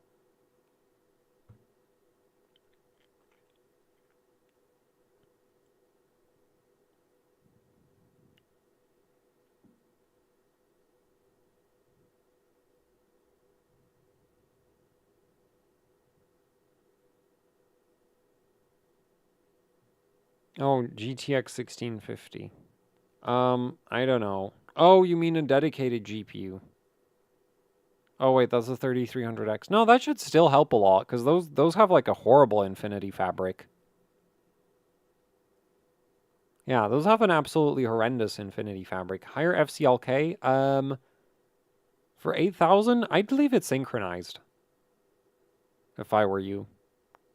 I mean, like, you could always, like, you could briefly set it to 2200 and see if it actually, like, makes stuff better, but I bet it, like, my guess is it won't, and so then you're going to go back to 2000. Or maybe you'll prefer 2200, but the funny thing is, I also don't think it's going to make so much of it, like, the difference it makes, I don't think is going to be really big enough for you to really notice, unless you, like, measure it with something super synthetic, and then it really is going to be like, well, which synthetic benchmark or do you care more about, latency or bandwidth? Pick your poison.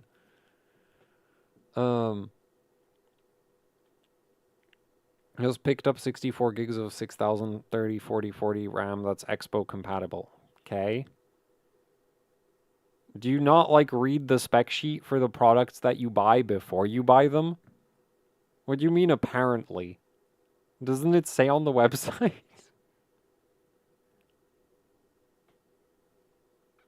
The the loose TRCD isn't that big a deal. I bet you can tighten it to, like, 38.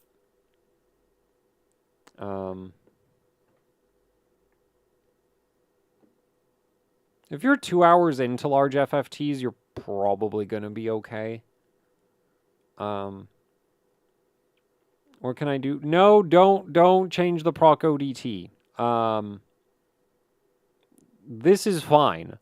Like, I know there's, like, some misinformation out there about how, like, if you set the proc ODT too high, it's gonna, like, overheat the memory sticks or whatever. It doesn't work like that. You know what? Screw it. I'm just gonna pull this up. It's super rough. Because, like, yeah, because this was something that, like, I got really started wondering about with the drive strengths, because it's like there's a pull-up drive strength, pull-down drive strength, proc ODT pull-up, proc ODT pull-down, and yet, like, with DDR4, you had VTT, which was used for termination, but with DDR5, there's no VTT. So, like, how is where does this terminate to?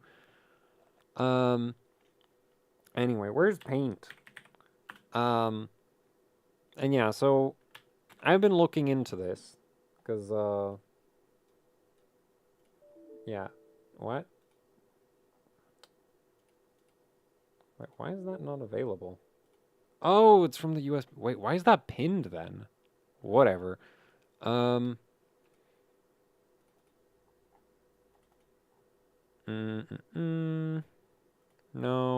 Ah, there we go. So, there. So this is my modified version of a page of the DDR5 documentation from Micron. And the main point here is that, so you have a trace that carries the signal from the memory chip to the CPU. At the CPU end, you have proc ODT pull up, which is literally just a resistor that connects to VDDIO. That's all it does. And then you have another resistor called proc ODT down, which connects from this, like, the input of the CPU to ground, right? And so basically, the point of these two is that when you send a signal from the memory to the CPU, these need to absorb any, like these need to absorb the energy of that signal. Because if you, like, removed this and removed this, the high-speed signaling does weird stuff. The signal will basically go hit. So you'll have something like if we think about this as, like, a single pulse of electricity, you'll basically get, like, okay, this is really hard to draw. Well, I am not the right person to explain this. Basically, it'll bounce off. Like, if these two are missing, it'll literally, like, go and send back. Now, this is fine because we're reading stuff from the memory in this situation, right? The memory is outputting data. So the fact that it bounces off here and then goes back, that's actually not really that big a problem until it reaches the other end and bounces off again. And so now you have, like, an echo of whatever your first edge was mixed into, like, whatever came after it, right? So you might want to send something where at the memory your output might look like this, right? And at the CPU you end up with something that I don't know. So, like, if this reflects, I think it goes negative. And at the memory, like, at the CPU end, you might get something that looks like this. And this is bad. Like, it does not look like what you get at the memory because there's just a bunch of garbage bouncing around the trace. So The whole idea with these termination resistors that instead of the signal like hitting the end and just bouncing off and then bouncing back and forth making a mess, it just gets burnt up in the, like, it literally, like, you just spend energy in the terminations. And what's kind of fun is, for example, the X870 Tomahawk in the most recent video, it just straight up disconnects this. Like, that's just completely not connected. Like, in Zen timings, it reads out as a high impedance, or high Z, and that literally means that resistor is just not hooked up whatsoever. Because it's not actually necessary, right? At the end of the day, our goal here is to just change the voltage on this wire. And so we have a high voltage source over here, right? Because this is at 1.45 volts on the Tomahawk. So that sits at 1.45 volts. So this is constantly trying to pull the voltage up on the wire, right? So if you just, like, if we disconnect this, the voltage naturally starts going up. Because this is, like, there's nowhere for that power to go, right? Like, no, like, if this is, if you have the pull down connected, the pull down is literally pulling current through this resistor down to ground in steady state. On the transitions, that behaves weirdly. And so with these resistances, you don't have to worry about, like, oh, you set this too high, it breaks the CPU. You set this too low, it breaks the CPU. These are literally about fixing this, like, making the signal intelligible to the memory controller.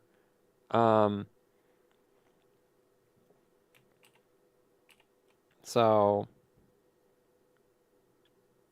yeah. How do you find the RTTs? You don't. Trial and error. Because, like, that's all, like, all the terminations are literally just meant to absorb the signal once it reaches the end of the wire so that it doesn't bounce back into it and then make a mess. And if your termination is, if it's too high, I believe the rebound is negative, and if it's too low, no, I got that backwards. Did I not screenshot that? Oh no. Anyway, but there's, like, a relationship where if, like, your proc ODT is just right, it completely absorbs the signal and there's no reflection whatsoever. If it's too high, I think you get a negative reflection. So if you have a rising wave, you get a negative wave coming back. And if you have a falling wave, you get a rising wave. And if you have and then if you have, like, too little termination, then you get the opposite, where you get, like, a positive rebound, and then so basically, like, your signal will, like, potentially, like, stack on itself or destructively interfere with itself, and you just get garbage. And yeah, and for actually setting these, it's just kind of like, I don't know, test them. Like, in theory, I think it would be possible to design, like, specific data patterns to test if they're too high or too low. But you'd have to basically run that data pattern during memory training and somehow get a readout of what happened. And as far as I know, AMD has the capability to do that, but consumer motherboards don't. So yeah, so basically that's, like, the issue of, like, well, if the motherboard doesn't set its terminations properly, you're just kind of screwed. Because this is, like, if you have too much termination here or too little, bad. Too much or too little, bad. Too much or too little, bad. Too much or too little, bad. And you kind of need to, and they need to all be matched up correctly, like, basically at the same time. So I don't know how you would reliably trial and error this. So yeah, that's kind of the issue with this, and I do need to, like, do more research into explaining this better, because, like, I've watched a bunch of content about, like, high-speed signaling and, like, reflections and stuff, but unfortunately it's, like, very advanced electronics engineering, and I am not an electronics engineer, so it's, like, That's great. I understand some of these words. Anyway, yeah. So don't. But my main point is don't, like, if this is stable for you, don't mess with the pull up, pull down. I mean, you could maybe experiment with making the pull down even higher resistance. The pull up maybe, well, it depends on the motherboard, because if the motherboard's like own, well, this is driving the signal really hard though at 34. Yeah, I don't know. Like, I really don't know, because like Asus, because the 160 ohm pull up, that is like a thing that Asus defaults to for 24 gigabit with 9000 series. And so it seems like that's what they just designed their motherboards around, where they have like a really high termination at the end. And then, I don't know, either the DFE deals with it, because the DFE is specifically designed for compensating for reflections. So DFE training is literally the memory controller sort of going like, oh, this motherboard, like this, like it'll kind of ping the memory and go like, oh, we get this kind of reflection back from that. So if we just compensate for that kind of reflection, it's like it's not there anymore. And yeah, so Asus motherboards just have like this insane proc ODT for 24 gigabit.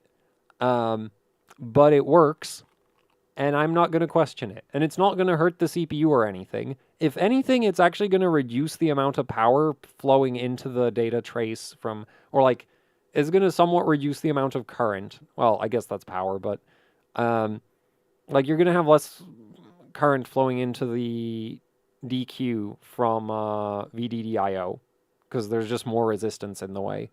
Because that's the other issue with the termination, is that it does technically pull, like it, the lower your termination resistance, the more it more it pulls the signal down at the end.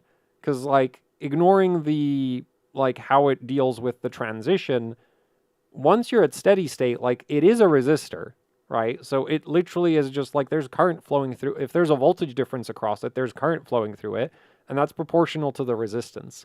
Right, that's why I like when I do the oscilloscope measurements, I point out that like, yeah, the 50 ohm termination on the coax, that loads the signal, as in it literally lowers the voltage a bit because of the current flowing. So yeah, with terminations, it's like depending on how the motherboard is designed, it might be designed for a very high termination or a very low termination, and you don't, like, I don't know how you would, like you can brute force trial and error it, right? Like you can literally just sit there, try every combination possible, and whichever one is correct is going to work. But that doesn't really seem practical considering how many different termination settings there are. Yeah. And unfortunately, I'm kind of trying to do that with one of the Hynix A-die kits right now. Because I suspect what makes that G-Skill kit work is that it loads different drive strengths and different, well, terminations, no, because that's that. But I think it literally loads different, like, because unfortunately Zen Timings doesn't read out all the drive strength settings. So I think the drive strengths are different for that G-Skill kit from all of my other Hynix A-die kits. And that's why that G-Skill kit works, whereas everything else doesn't. Because it's just like, yeah, because, or that G-Skill kit not only uses different terminations, but also has a fundamentally different PCB, which requires different terminations, and therefore the other kits also don't work.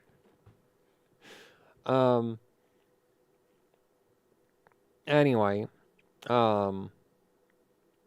yeah, so hopefully I'll make a, hopefully I'll manage to make a video about this that isn't completely, well, I don't think it'll be very useful in the end, but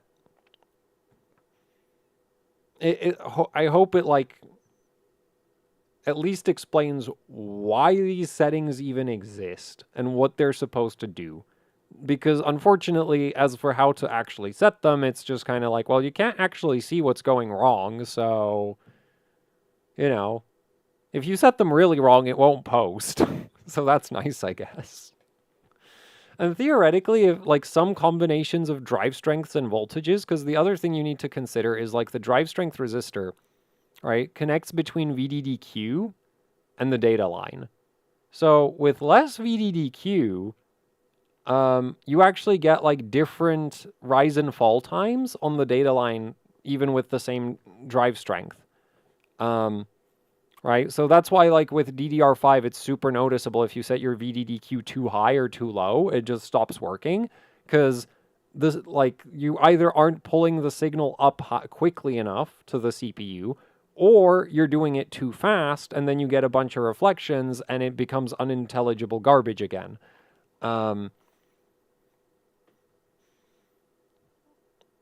So yeah. Technically, DDR4 also has some of this stuff. It's a bit simpler, though. Like, I don't think DDR4 has a pull-down termination.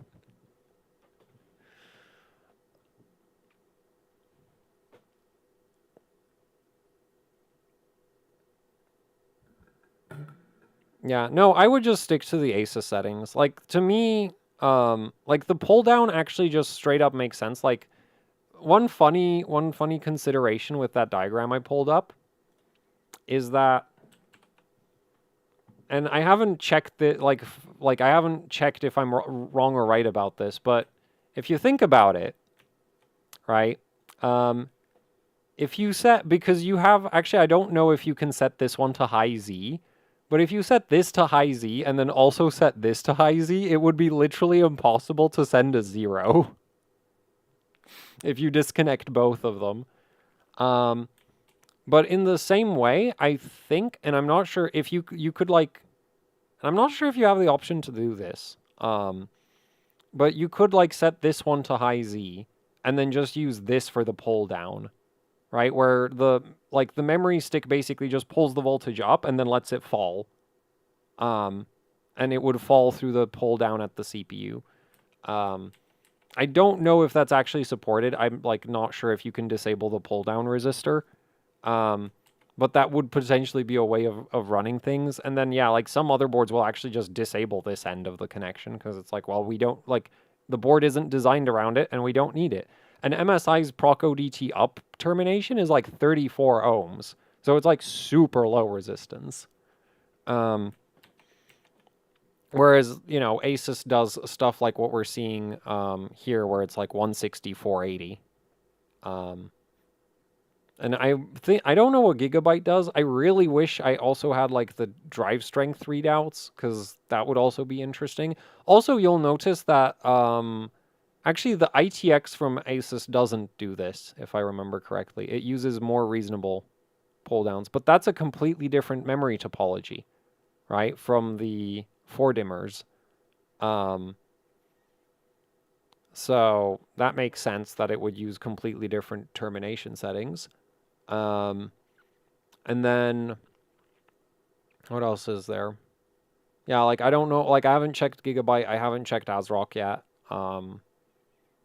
But yeah, like this isn't like you should only mess with the terminations and drive strengths if you're having like fundamental like stability problems where it just doesn't work at all. Right? Otherwise, like the motherboard really should do a good job of handling them on its own.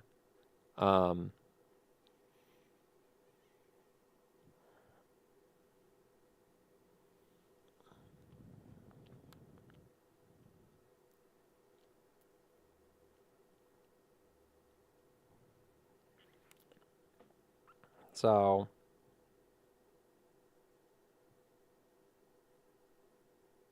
Gigabyte is 40 up and 53 down. Yeah, so that's just like another very like basically every motherboard vendor's topology is going to require different settings, right? So that doesn't really surprise me. And then the funny thing is like with some BIOS versions when they change like how the terminations behave, it also like affects what kind of VDDQ, VDDIO settings work. right? Because like I remember very early x670 gigabyte BIOSes would be perfectly happy with like insane amounts of VDDIO. And then they put out an update, and it was suddenly like, oh, you set VDDIO above 1.35 and VDDQ above 1.35, and it just doesn't work at all. And it's probably because they changed the drive strength and termination configuration. But yeah. Anyway, this will be the last submission. And yeah. Because it has been 2 hours, and my voice is starting to give up. And I also want to figure out how to get that Viper kit to work. If it's even possible. Which would be incredibly frustrating. If it ends up being like, oh yeah, you can have like AMD-specific memory PCBs and Intel-specific memory PCBs, I'll be very upset. Anyway, so what do we have here? 9800X3D Mag Tomahawk, literally using memory Try Me on one of the 8000 profiles, stable after 4 hours of... Yeah, see, this is exactly what I was talking about, right? MSI uses like... The pull up is extremely low resistance. Not as low as it goes. It can go lower than that, but it is very low resistance. The pull down is literally open. It's completely disconnected. And then they have a very like slow drive strength compared to that Asus setup that we were looking at. Where is it? Oh no.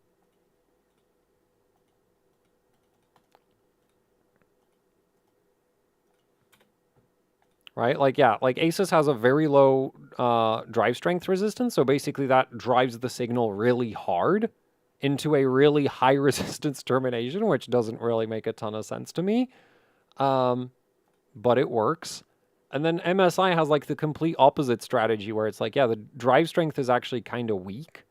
Though it's worth noting that we only see, I don't know if we still see the pull up or the pull down drive strength, because there's a drive strength for both. But yeah, so we have a rather gentle drive strength on the memory side, and then very low resistance termination at the CPU, and then completely open for the pull down. So when the memory stick tries to pull the voltage low, the memory stick does all of the pull down. There's no like, yeah, like it actually has to like basically fully reverse the current flow through the trace. I guess on the Asus board that would also be true. Because at 480 ohms, that's basically open, isn't it? Anyway, 38, 48, 48, 48, 122, 168, 816, 40, 10. Stable after 4 hours of stress tests. And you are on the latest BIOS. Yeah, that latest BIOS might have helped. You're also on a team group memory kit, which I've heard from some people that apparently team group sticks are like really good. I don't have any team group sticks. I should change that. But like I have too much stuff to test and I'm so slow.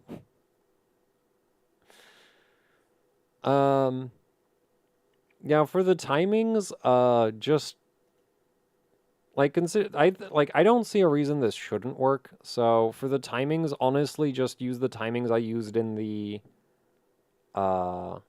which video was it?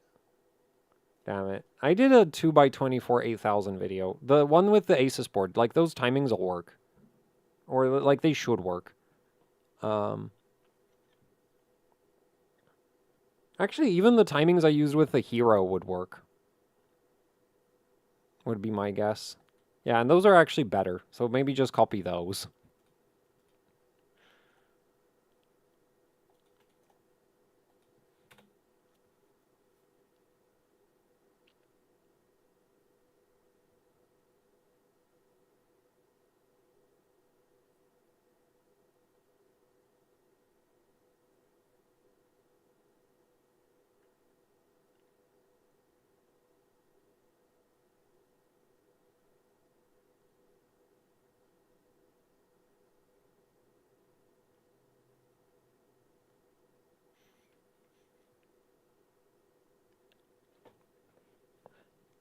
Actually, speaking of memory kits, because I was looking at like the various options for team group memory recently in the UK. But I like the thing is I don't want to buy more hardware when I haven't tested the Tai Chi. I have a bunch of G-Skill kits to test. Then there's like the other kits that I have which I'd like to retest. No, 2x48. That's dumb. Where's 2x24? Well, actually, I didn't even want a 2x24 because they're expensive. But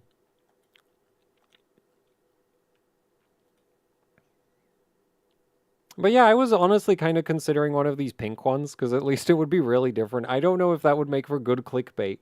Overclocking pink RAM. It's probably, it's like definitely exactly the same as the non-pink memory, but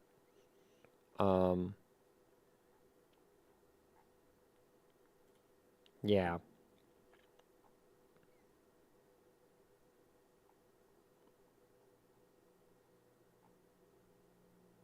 The other thing is though, it's not that much more expensive.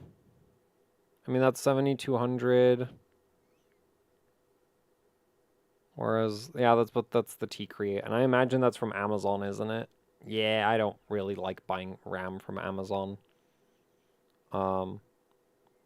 They already didn't like. They already managed to not like. I've had a very long history of like never buying anything from Amazon, and then this year I broke that, and just it was like the first time in a very long time that a package sent to me got properly lost. Like, I didn't know where it was for like 2 weeks. Now, admittedly, they were really good about sending a replacement, but like, I would have preferred it if it just hadn't gotten lost in the first place. So yeah, not a fan, especially for small items. Because if they send something big, they don't have a choice but to like, well, actually, I guess they do have a choice. I don't get like I don't get how they messed up. And like to be fair, I've also had other delivery. Well, yeah, I've had other delivery companies manage to like deliver to the building next door, but at least they'd usually like indicate that they screwed up somehow. Whereas with Amazon, it's like, oh, you got your parcel, and I'm like, no, I haven't. Where did it go? No photo, no nothing about like. Oh well. Yeah.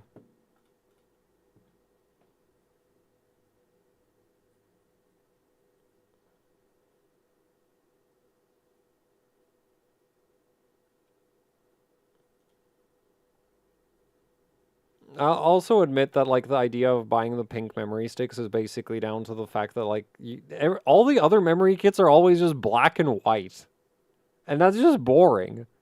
Like I'm a huge fan of like old, like in my opinion, some of the nicest heat sinks that G-Skill made was these. And they're not even anything like super fancy, but the metallic red on them is just really nice. And I like, yeah, so these are like one of my favorite G-Skill heat sinks. And then the other one I really like is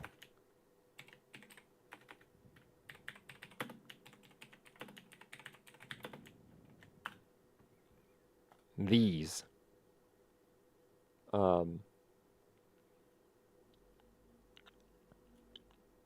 Honestly, I think DDR3 had way better looking memory heat sinks than everything we get these days.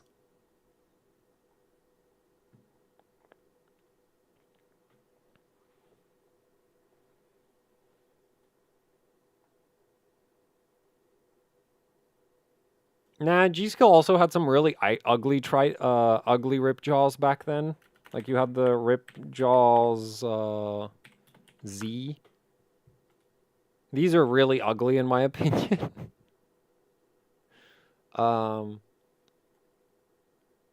Then there's actually the regular rip jaws are pretty cool. Yeah, just a bunch of spikes on top. Oh.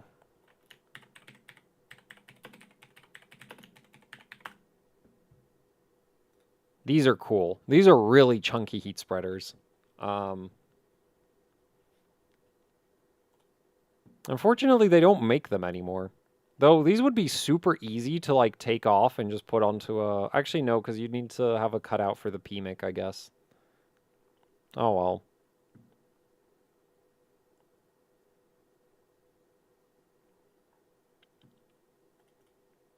I'm trying to think what else was there. A lot of the other ones were kind of bland. Like the Corsair Dominators were pretty boring.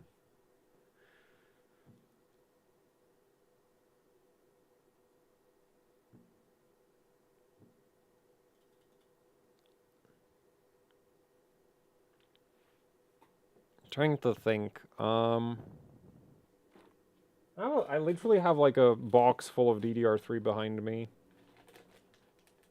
Oh, I did also I'm also a big fan of the ballistics. Yeah, these were cool.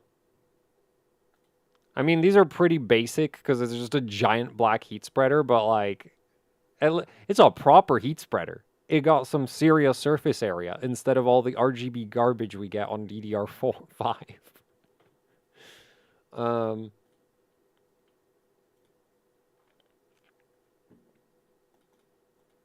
Trying to think.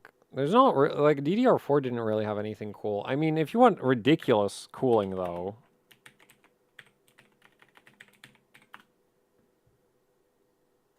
these are so stupid. These are so big that they don't fit into memory slots right next to each other.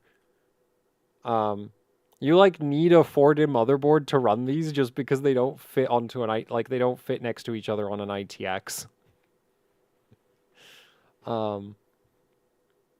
But yeah, the originals were DDR2, but they also made DDR3 ones, and I have a bunch of these actually because these are like they didn't make the like OCZ basically went out of business before high density DDR3 became a thing.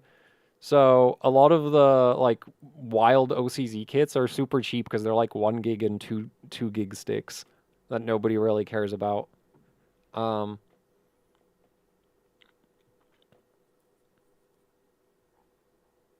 Honestly, this for DDR5 actually would be really cool, right? Because like with DDR5, that's like worrying about the temperatures is kind of a thing. Actually, I think I even have some of these. Oh yeah, I do have some of these.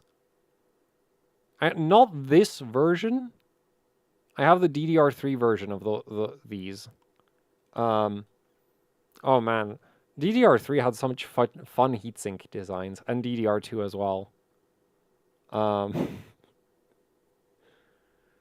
Then with DDR4, it's just RGB, and then DDR5 is just more RGB.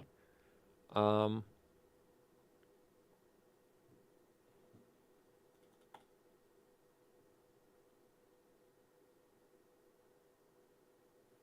think ADATA had some absolutely wild ones as well.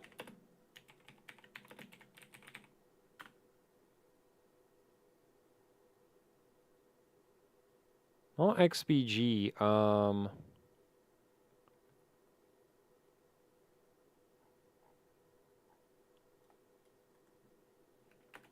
want to say it was like 2200 CL7 or something. Oh yeah, these. I mean, this is basically actually, it's literally the same thing as the G-Skill Reapers.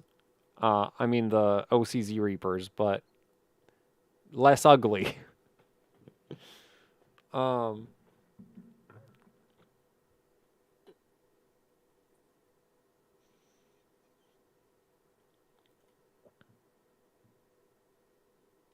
Oh yeah, and then you had G-Skill Pies, but those are kind of boring. Man, I wish DDR5 had heatsinks like that.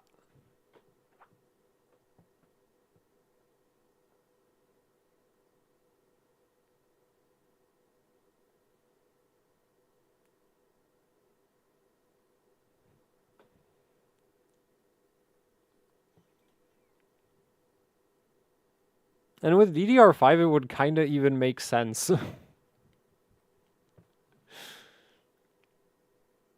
How hard it would be to retrofit. DDR4 would be really easy. DDR5, the PMIC is kind of tall, and that makes things awkward. But I guess if you used if you used excessively thick thermal pads, then it doesn't really matter. And like, you didn't care that your memory stick is now the same thickness as like 2 memory sticks.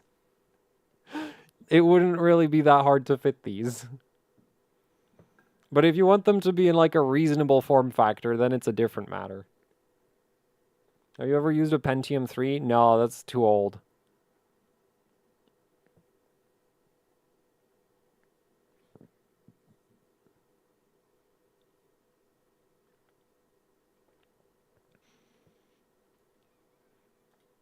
So yeah, so like RAM these days is just super boring as far as I'm concerned. And so it's like, oh, it's pink. It's different. Bye. At least it's not black or gray. Like, you can't even get high-end kits in red anymore, right? Like, you want a high-end memory kit, and it's like, nope, white or black or gray. Those are your only options. Because even a gamer color like red is just not boring enough to be on a high-end memory kit. I mean, it's not RGB compatible enough, right? Because it's only R. Can't do GB. I guess I should close submissions.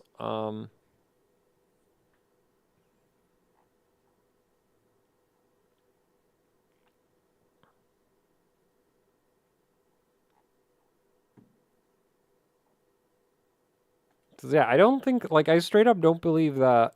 Actually, I kind of like the Kingston heatsinks. These ones. These look cool.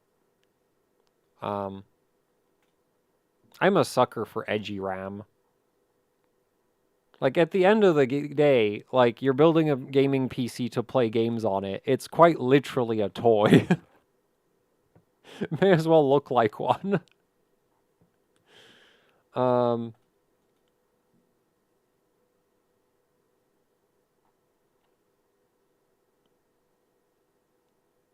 Corsair's kind of the definition of really boring, isn't it? In terms of their memory designs. Like, the Dominators have become literal rectangles at this point. They've even given up on the trapezoid top part. I mean, you know. Like, these had some, I mean, I don't think, like, the gold is tacky as far as I'm concerned, but, wait, what? How am I, like, these are literally just rectangles now. Right? Like, we've just given up on any kind of anything. It's just a black rectangle. Yay.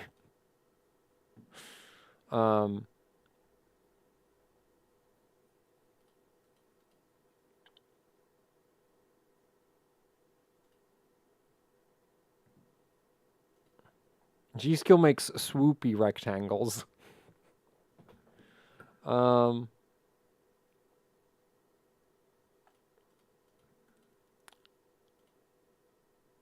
Oh man, Avexier, they're not a thing anymore, but back in the day, they made some wild memory sticks.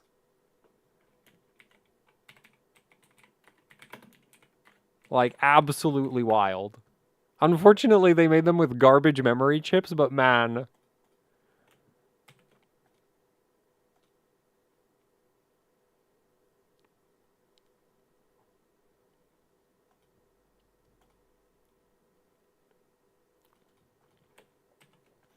So, I did remember what they're called. So, these had literal plasma tubes on top of them. Like, the sticks were absolutely gigantic because of all the extra circuitry that they had to fit. This is a render, of course. They didn't actually look that good IRL, but yeah.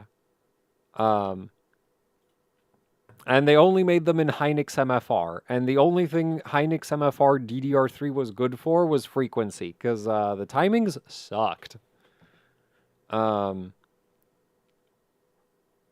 So, yeah. Unfortunately, these are rare, and they're not even good.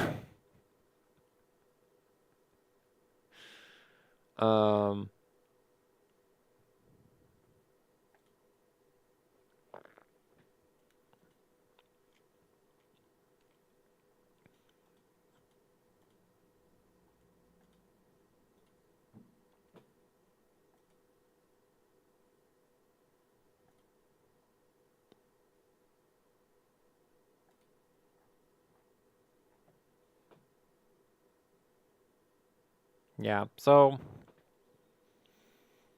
anyway, you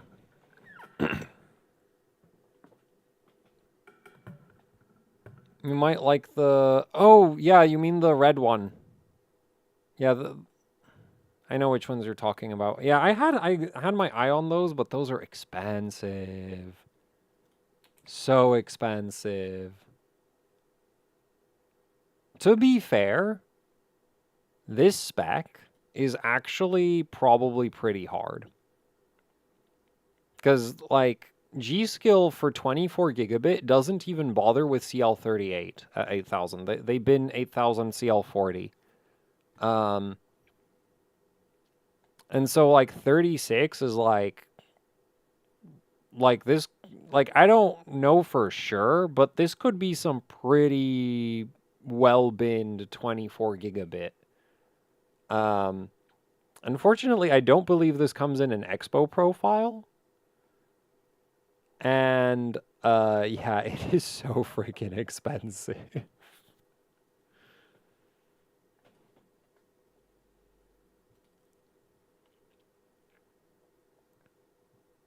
But yeah, these do look cool.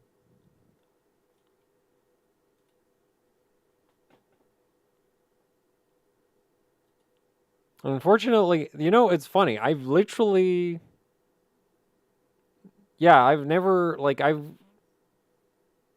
there's like a few memory manufacturers that have like reached out to me. Kingston is not one of them. Which I guess isn't that surprising because they're like kind of huge. So I don't imagine they have trouble like selling memory kits.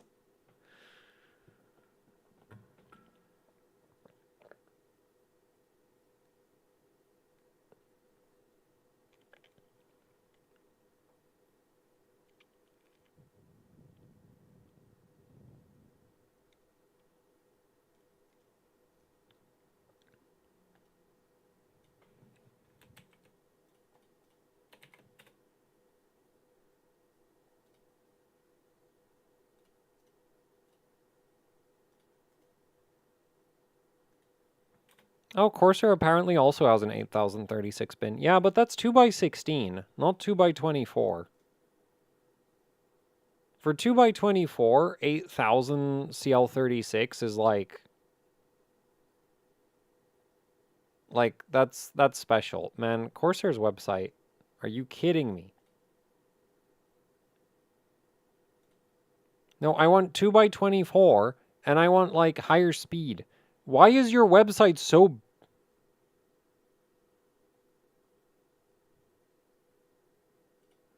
If we accept all the cookies, is it going to get less terrible? No. Oh, wait, they literally... Oh.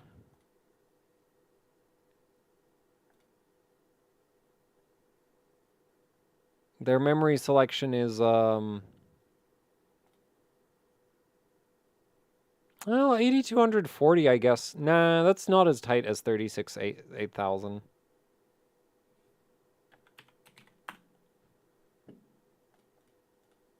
Because, yeah, that's 9. Whereas, 975. I mean, yeah, it's actually quite a bit looser.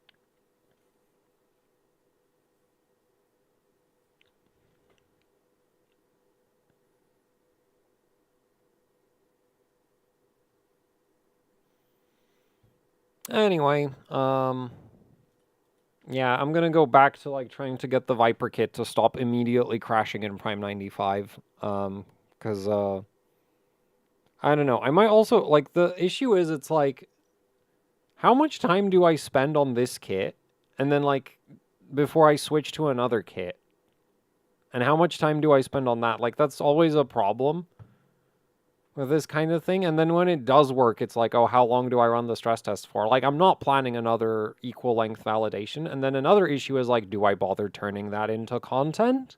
What kind of content? I don't know. I just like testing things. Why do I need to make videos?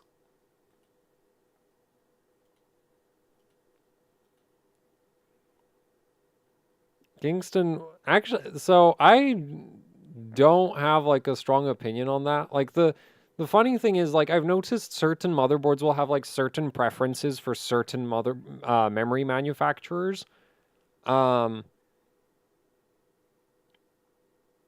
So yeah, like I'd say it depends.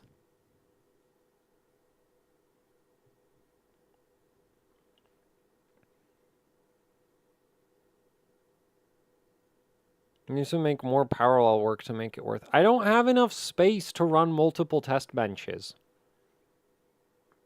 Like, if I could just, like, rack the memory setups somehow, then I would. But, all of my available space is occupied by hardware. And I don't, like, I don't want to, like, I don't want to get rid of my hardware collection just so I can set up a test, like, a test rack or something. Because I'm not even convinced that that would like translate into massively more views or anything. That's like one of the like annoying, like one of the realizations I've had recently with the channel is like, even as I get better at testing things and measuring things and just go into more detail about stuff than ever before, it really doesn't translate into any extra viewership. Right? Like, if we look at my most successful video recently, it's explaining to people how to put a CPU into a socket.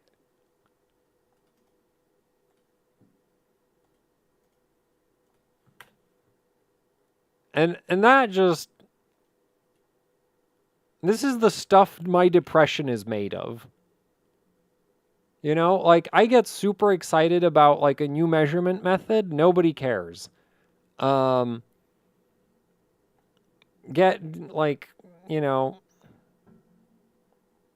This video... Okay, this one actually did pretty well. Yay me. I don't feel too bad about that one. Go into excruciating detail about how Intel's power delivery works. Nobody cares. Even though, like, significantly lower effort videos with equally silly length, in my opinion. Right? Because you might say, like, well, this video is an hour 40 minutes. This is almost an hour. And this, I put probably, like, I'm pretty sure I put way less effort into this than I put into this. And so we have all of this, like, low effort trash. And, like, especially this one right here. Which just absolutely destroys the one video which, like, explains everything that was going on in the previous ones. And is way... And, yeah, so nobody cares. It's just like, why do I even try? Another example of that would be, I guess, the, like, RAM timing videos where I, like, explain what all the memory timings actually do. And that's just... those are ancient at this point. Those are for DDR4, admittedly, but where are they? Oh, yeah.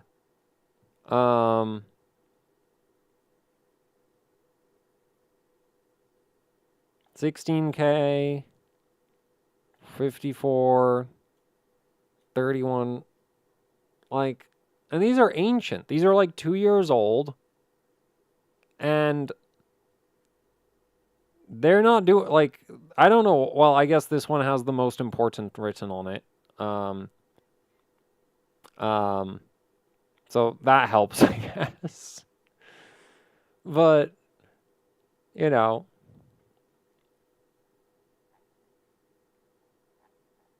And so it's just like, so the whole like, oh, if I had a rack of memory test benches, like what would that even translate into in terms of like channel success? Another 5,000 view video. Yay.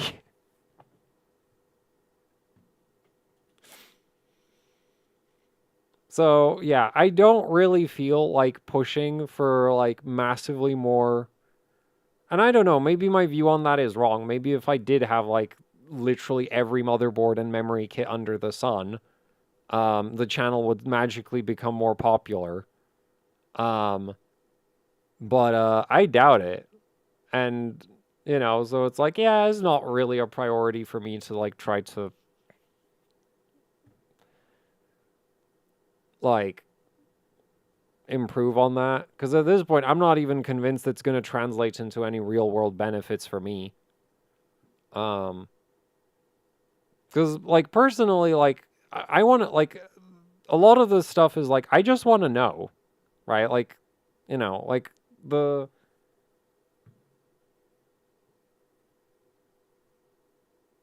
Like, no, like, I just want to know. Like, I find it interesting to know if, like, is there something inherently better, like, special about the G-Skill kit that makes it work when all of the other A-die kits don't work, right? I want to know that. It's not because I necessarily, like, I'd want to know that even if I didn't have a YouTube channel, right? Because that's just the kind of stuff I want to know about. It's like, why is this RAM better than this other RAM? I don't care if nobody else on the planet doesn't, you know, doesn't care too.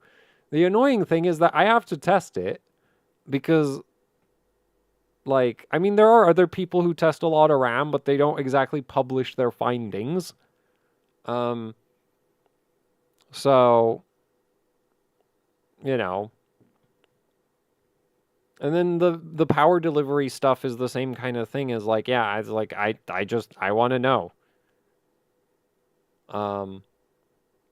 That's why I was so excited about this. It's like, yay, I finally get to, like, and then I post the video and it's like, oh. I mean, the title, I guess, maybe isn't helping, but, like, I don't want to trick people into clicking on stuff they don't want to watch. You know? It's one of my biggest, and, like, actually, I get annoyed at a lot of things. I'm a very negative person. But, like, when I click on some random tech YouTuber video, which is like, oh, you won't believe this, whatever, and they don't actually specify what the video is about, and I click on it, and then I find out it's about the iPhone or some other phone or a laptop or something I just literally couldn't care less about, I'm just like, man, I feel so betrayed. I feel baited. That's why it's called clickbait, and I don't like that. So I'm not going to do that to my own audience. Or actually, randoms on the internet, right? Like, I'm not going to bait them into clicking on my content. So yeah. So that's kind of why is like these days I really do wonder about, like, the whole, oh, I should, you know, like, I still want to know, but, like, do I really want to know so badly that I'm going to, like, dedicate, like, a rack of like, reorganize the flat so that I can fit a rack running multiple memory stress tests at the same time? Nah. Nah, I don't think I will. Have you answered all the super chats? I'm pretty sure I have.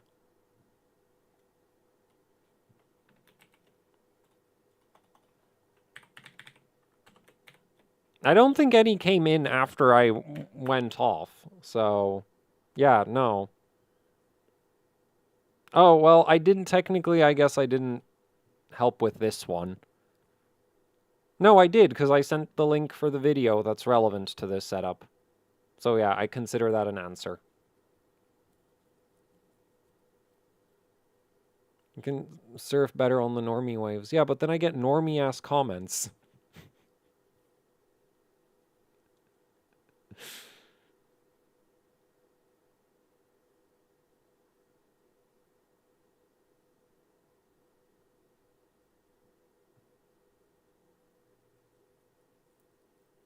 I mean, I don't see it really as, like, a respect thing.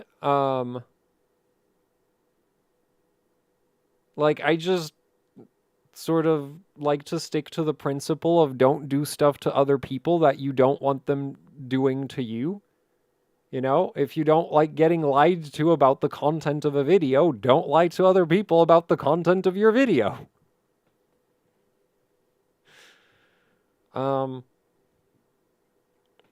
Is TREFI different for DDR4? In terms of what? Like how it works? No. In terms of how high you can set it, depends on the platform. On like AM4, you can't change it. The idea is to get someone to click on your thumbnail. Yeah, but I don't know how the normie brain works. So that's not happening.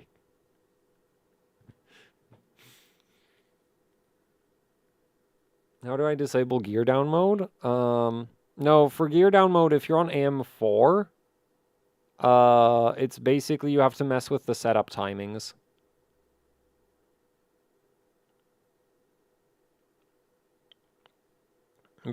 Yeah, but the thing is, G-Skill's Expo kits might use like G-Skill for Expo and XMP might use a different PCB than like other manufacturers. Right? So even if the PCB, like if G-Skill on their end, it's like, no, we use the same PCB, we just put an XMP or an Expo profile. On the motherboard end, it's like, well, the G-Skill kit is actually different, regardless of if it's XMP or Expo, compared to some other A-die kits. Or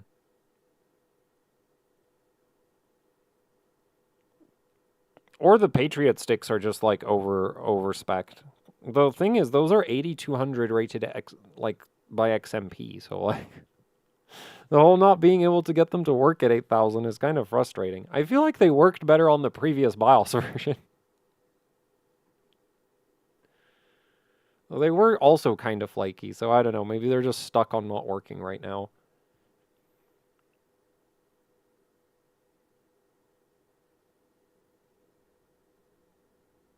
Do some normie... Yeah, but then, like... The thing is, like, that's just... Like, that just does... Where is it? That just does this. You just get this one video with, like, a bajillion views surrounded by no views. So, I don't see, like, Like, I mean, yeah, sure, it brings in ad revenue, but, like, it doesn't change the fact that, like, the rest of the content is, like, deemed unwatchable to the general public.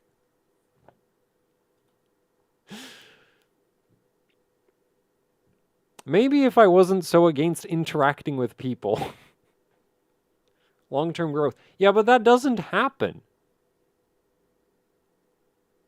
Like, I've had videos that have, like, runaway popularity, and as soon as I revert back to you making, like, content I actually care about, it's just nobody cares.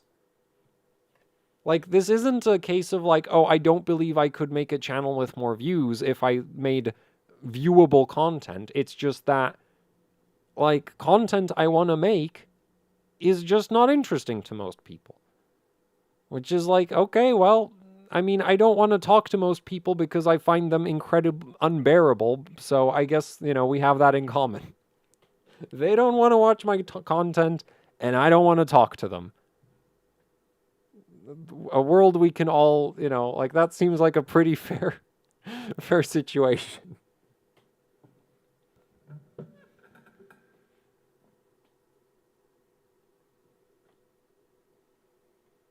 Easy memory timings. Yeah, I know the easy memory timings video is like the most popular thing I've ever made. Other than this, for some bizarre reason. No, I don't want to hear myself.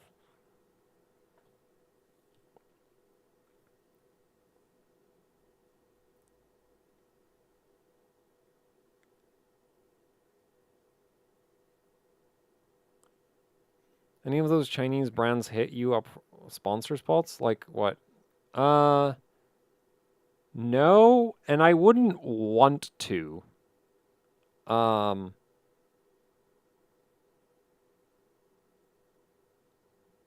Yeah, because I don't want to advertise stuff.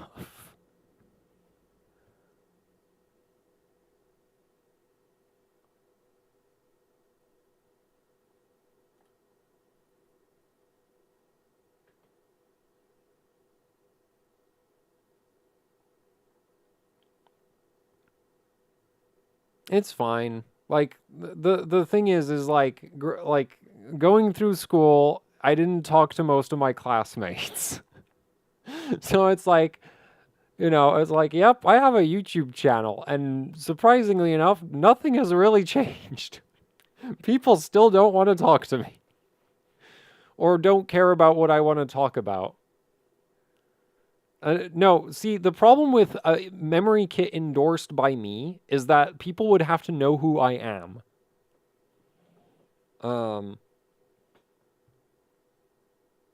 Right? And I think based on my viewership, we can all agree that is not the case. I am not famous enough to sell products.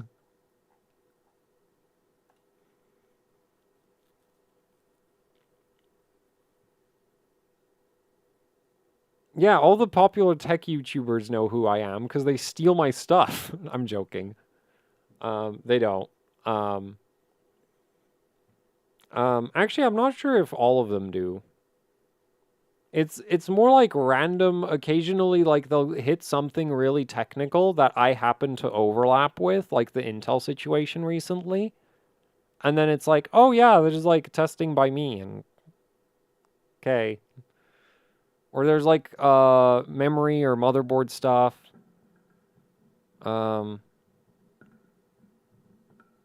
Windows Copilot says you're a Polish guy called Marek.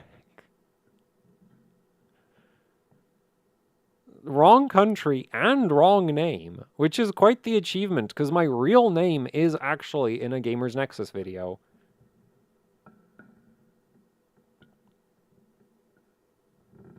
You do get name dropped. Yeah, I know, occasionally.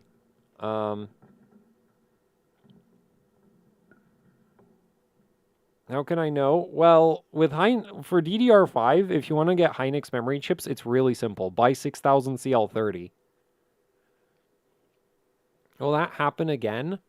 No, because I don't really, like, that's the whole, like, I was not happy reading comments under Gamers Nexus videos that were, like, my videos on Gamers Nexus and then reading the comments under them.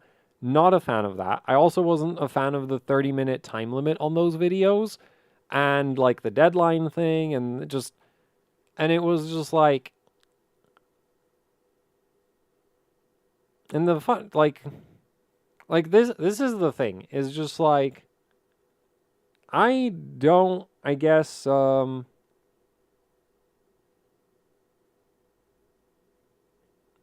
like my values are, I guess, are sort of skewed heavily towards things I want to do my way versus things I want to do financially successfully. It's like, I would rather do it my way and not with financial success than do it somebody else's way. Because then it's like, well, then, because if you if I sacrifice what makes it interesting to me, then like, why did I even make it? So, yeah, which is how the PCB breakdowns have been getting progressively more and more out of control in their duration, even though people liked them best when they were just like, add up the number of power stages. Or at least they got more views when it was just add up however many power stages there are and go like, oh yeah, this is overkill.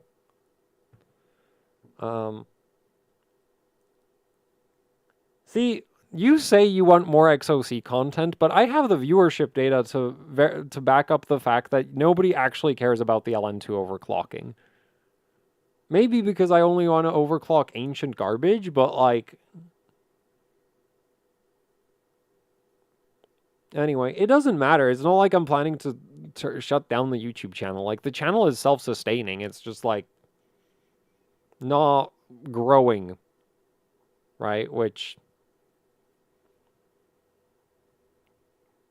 Yeah. I mean, I think LTT said it's like, oh, if you're not growing on YouTube, then you're shrinking. But I don't feel like I'm shrinking. I feel like the channel is just like I've reached saturation and it's like, well, I've got no competition and there's also nowhere left to go.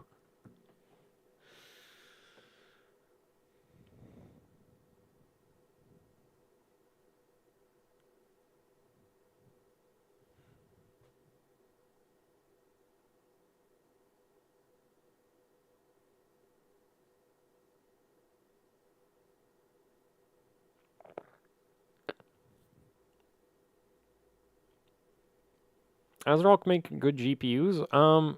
Yeah, pretty much.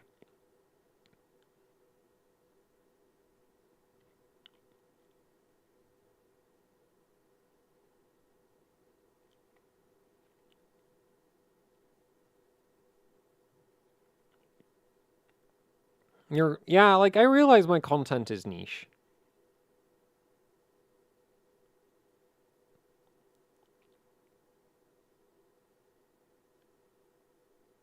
And the thing is, like, I don't really want to change that, because, like, my thought process on it is, like, I can make mainstream content and be miserable about making mainstream content, or I can make niche content and be miserable about my low viewership. End result is still the same. I'm still miserable, but at least one of them I'm doing something I find interesting. I don't know if that actually translates into overall less miserable, but like if I feel like if I spend a bunch of time on like mainstream content and then just don't have the time to do the testing I actually want to do, then like I'm just going to be miserable anyway, cuz like the whole reason I want to do this stuff is so that I can do this really obscure testing, right? And if I don't have time to do the really obscure stuff, then like, well, just like I may well, I mean, I don't know that I'd want a real job compared to being a YouTuber, but at that, like, I don't like making mainstream content versus real job. I feel like would be less of a struggle for me to choose there. But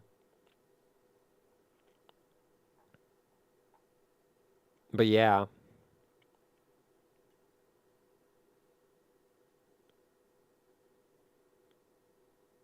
It's gonna be a 3-hour stream, I guess. Play Stalker 2. No, it looks boring. Like, I'm really not into slow-paced FPS games. Real job, you'd have to deal with people. Well, yeah, that would probably be worse. Did you finish the 3080 Ti OC? No. Like, Ryzen stuff happened.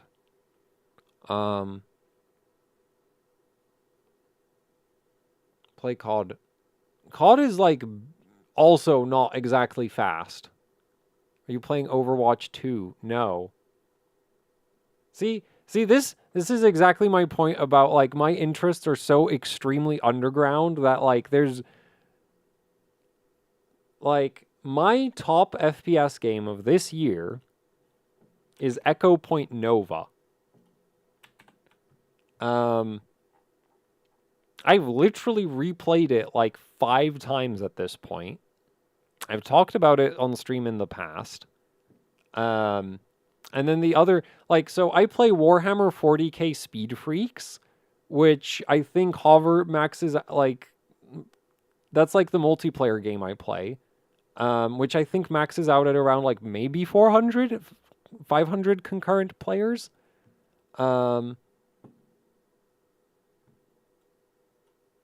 And then, actually, so that's like the other thing is like, yeah, I play PC games. PC games nobody's ever heard of.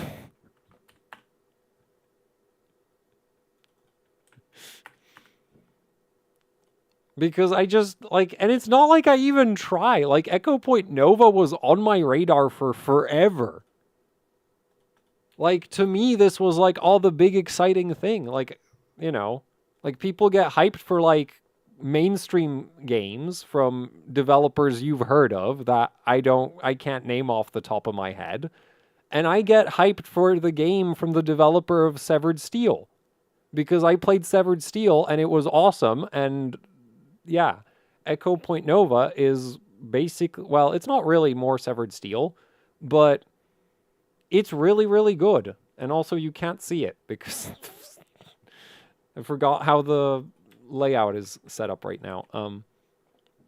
But yeah, like it's like a very, very, I mean, it doesn't feel like panicky fast. But it is very much like a fast movement shooter, as in you can move very fast. And it's single player. And unfortunately, way too short. Really good. I really enjoyed it. Like, I wouldn't have played it 5 times. Like, I've literally replayed it, like, 5 times at this point. Wouldn't do that if I didn't think it was really fun. But I do wish it was longer than, like, 5 hours for the main story, and then, like, there's, like, maybe another 5 hours of bonus content. Or, like, extra content. So, yeah.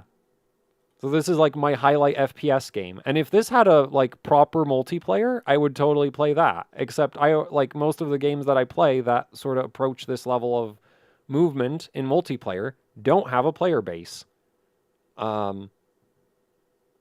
So the other game that I played, this is also single player, Lorne's Lore. This is not an FPS. This is like a first-person parkour game.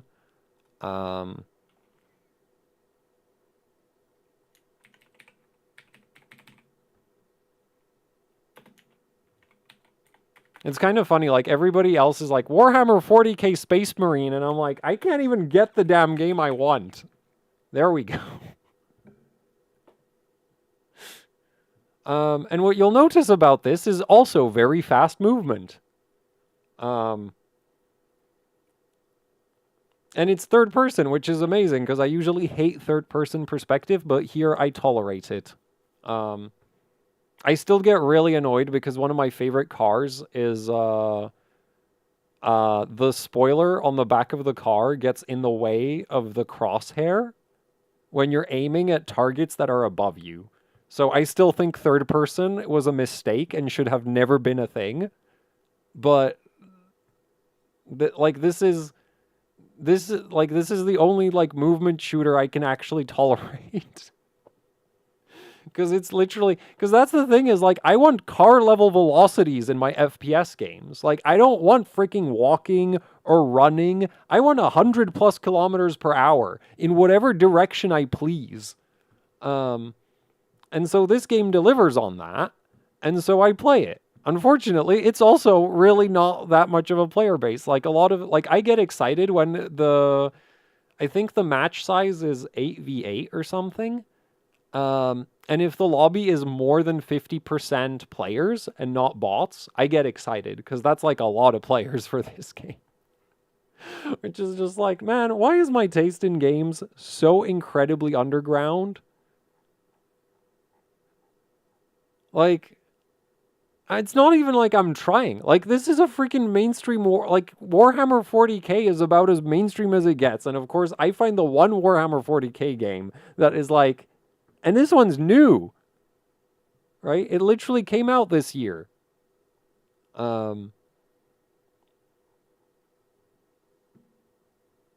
Yay me.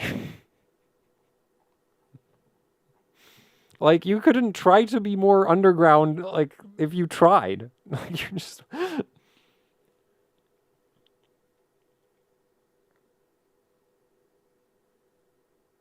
You like flight sims? No. I don't think I've ever played a flight sim.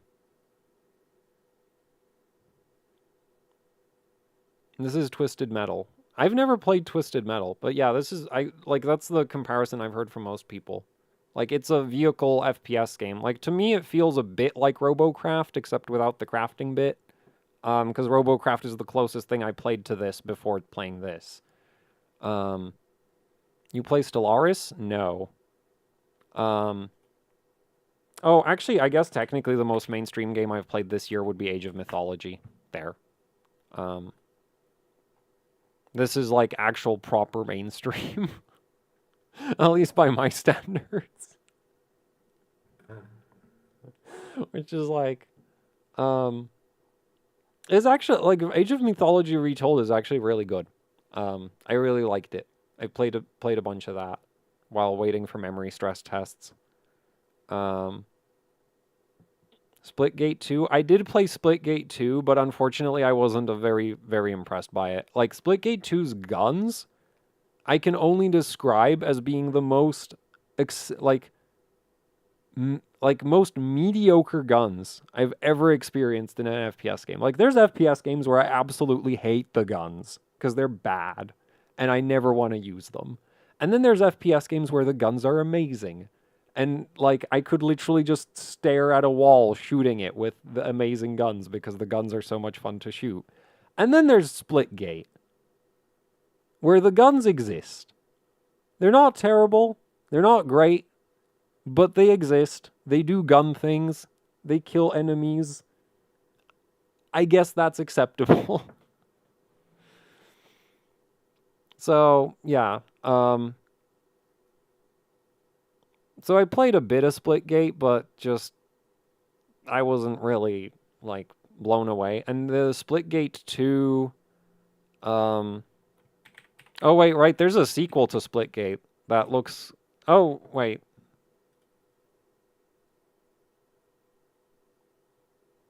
This looks completely stupid.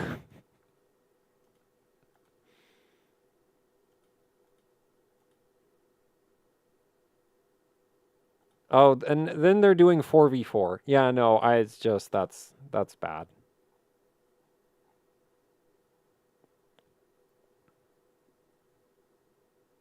I don't remember what the format was for the original Splitgate, but like when it comes to FPS games, I do like it when they don't have some ridiculously low player count limits. I like target-rich environments, and also I just like chaos in games, right? Like, which Warhammer 40k Speed Freaks does excellently, especially once you get a player that, like, if you're on a server that isn't mostly bots, like, players will just, like, you'll get these massive clashes between both teams that are just absolute chaos. Especially because one of the cars has a smoke screen, so nobody can see anything.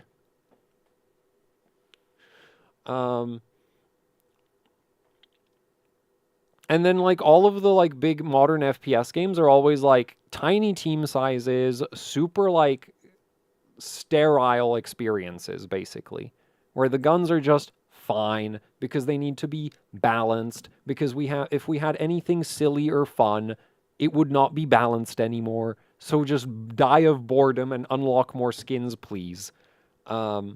Actually pay for the skins, because we're not giving away those for free. We need to pay for the servers. So, yeah. I'm trying to think.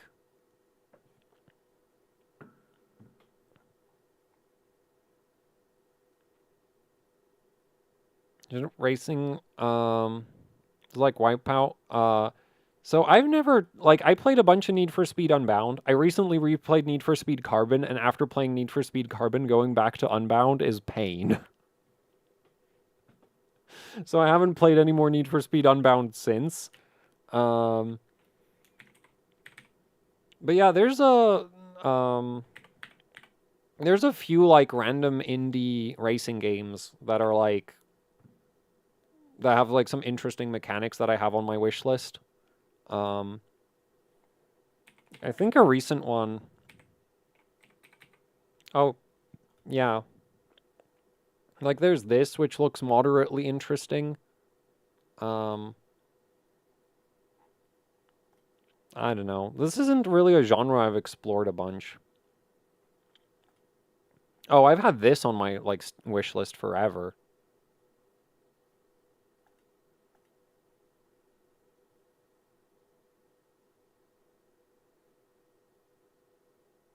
Because, yeah, this kind of surfing movement looks really fun. I'd really, you know, I'm actually I'm going to try replicate that someday in Godot.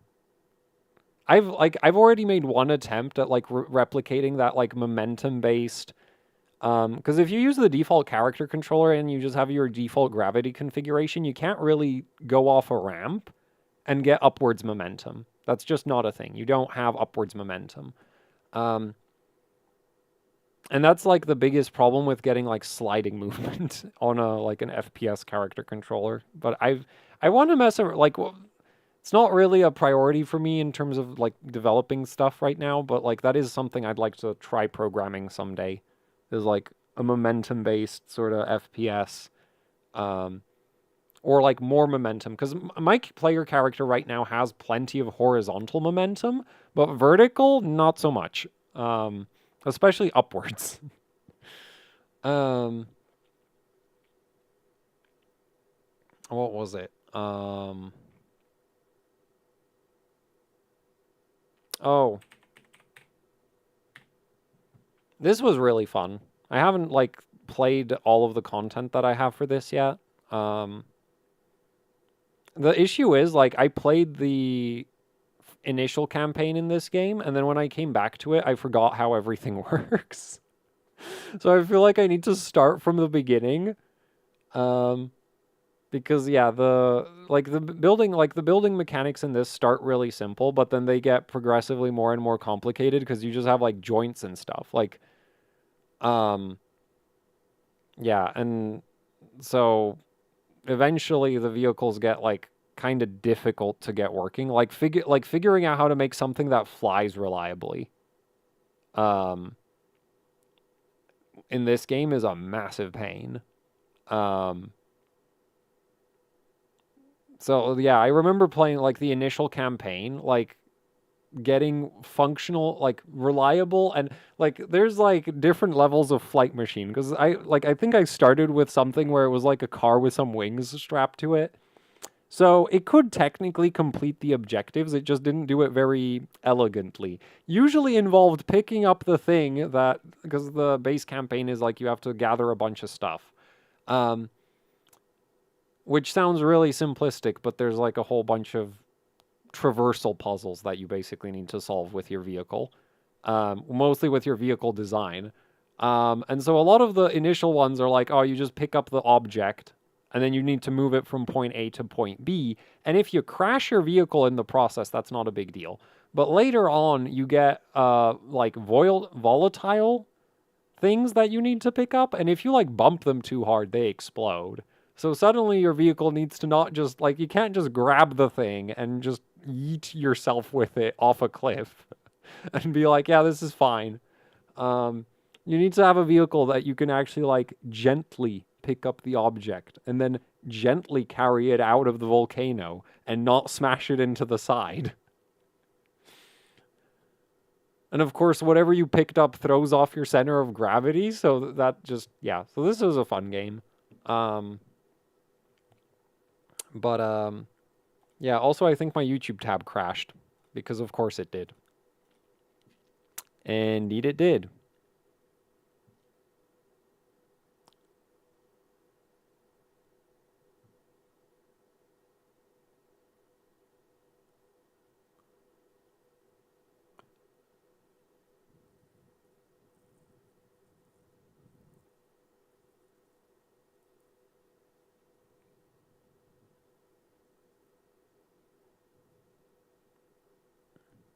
Need for Speed World's still good? Yeah, I haven't played that in ages though. And that's not exactly mainstream either. Which was my whole point about the whole like, man, my taste in literally everything is just so incredibly underground. Except, well, I mean, metal isn't exactly mainstream either, but probably more mainstream than my taste in games.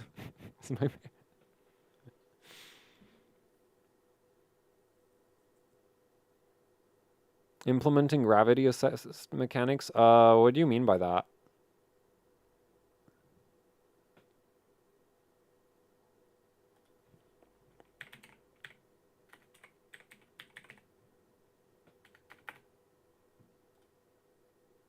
Oh, I have this on my radar for ages and ages and ages.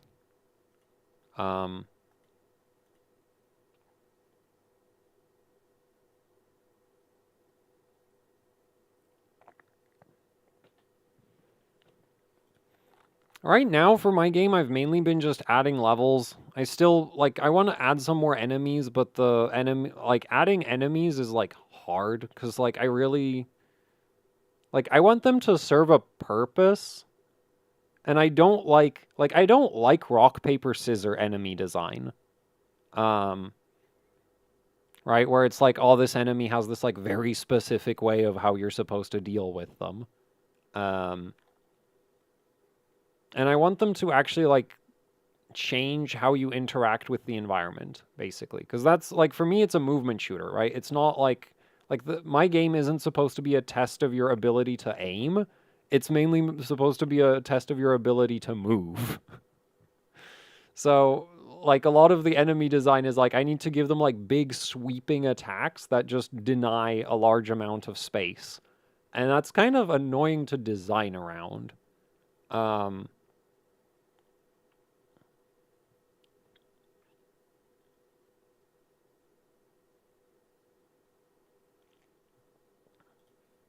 Oh, and then there's another game that's been on my radar for forever that, like, I'm really this looks so much fun, and it's just like, and I don't know how it's been on my like wish list for years. Because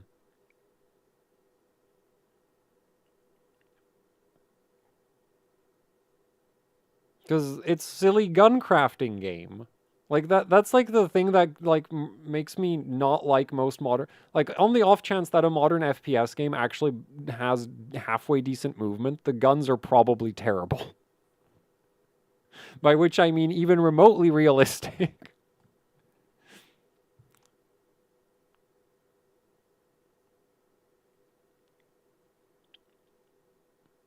See, that seems like a reasonable weapon to have. If I can see what's going on my screen, the gun isn't good enough. Oh, I forgot that the full screen isn't set up properly. Yeah, give me a... Actually, I don't know how I can fix that. Oh, it's not on... Actually, wait, I do have an idea.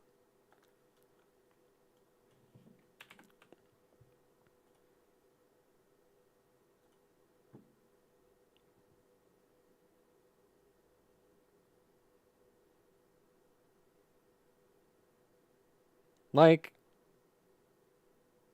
But yeah, this has been in development for like years as far as I know. And this looks awesome. Like... This comes out and there's not going to be content for like if it doesn't end up like an Echo Point Nova where I like finish it in like 5 hours because it's just too short. This could easily be like, oh, this comes out and there's like no content for a week. Or a month. Depends how many silly guns I can build.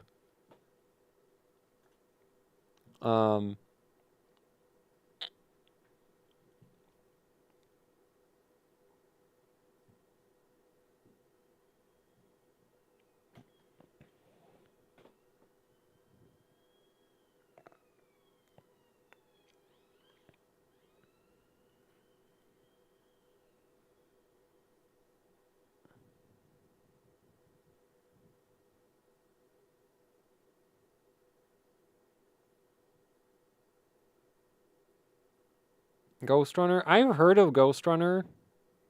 But it's melee. And if there's one thing I hate more than anything in FPS games, it's melee. Please give me a gun. Not a sword, not a chainsaw, not a punching glove. A gun. Ideally with a lot of range. Because, yeah, like, this has been recommended to me, like, many, many, many times. I am very much aware that it exists. And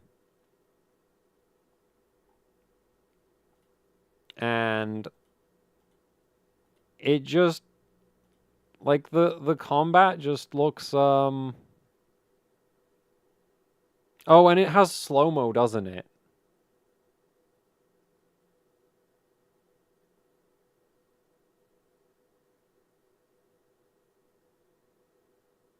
Yeah, because I remember watching this and going like, yeah, this would be a lot cooler if they got rid of the sword.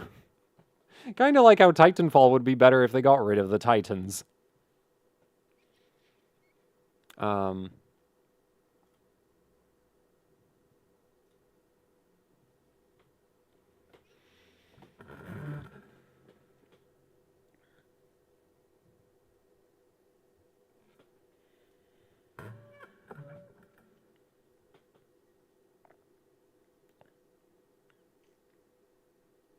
So, yeah. This is probably, like, in the last couple years, I'd say, because, yeah, this was last year, released. But I played this game in early access for forever. But this is a really good game. And unlike most of the FPS games I like, it isn't too short. It's actually pretty long.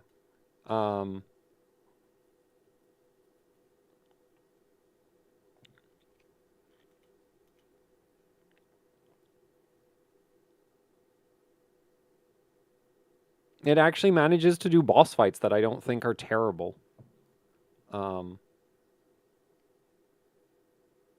Yeah, this and Ultra Kill are like the only two games that I'd say have decent boss fight. Well, not decent, like actually good boss fights. Though Ultra Kill's boss fights are very painful. Very, very painful compared to this.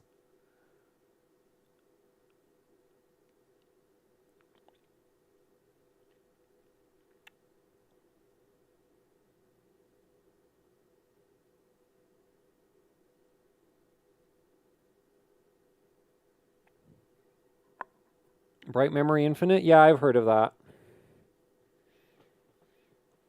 I haven't like gotten around to picking that up.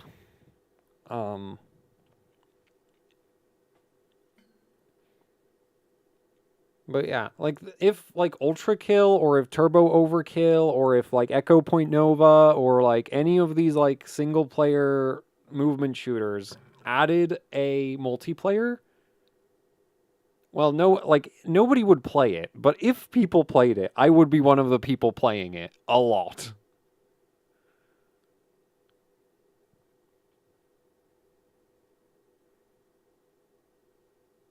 It's kind of weird art. What is? Oh, this? Yeah, it's See, the thing for me with graphics is like if the game is good enough, I don't think about your texture work. But yeah, so like a lot of the texture work is like intentionally low quality, and actually even the geometry work, it's like kind of retro, I guess. It's not actually retro because there's like a whole bunch of very modern lighting effects, and there's entirely too many particle effects. This game, like I turned on a bunch of the visibility assists because when you're shooting certain enemies, there's just so much blood that you can't see anything. It's just red goo everywhere, and it's like that is one thing I don't really like appreciate about a lot of these games. Like Ultra Kill does kind of the same thing, except there it's like a core mechanic that the blood like heals you. But here it's just annoying because like I can't see what's going on. There's too much blood everywhere. But really fun. Like really, really fun game. The boss fights are cool. The enemies are cool. The levels are cool. I like there's really nothing in this game that I could complain about in terms of like, well, there's some spots where the performance is a bit rough, but yeah, this game is just all around awesome.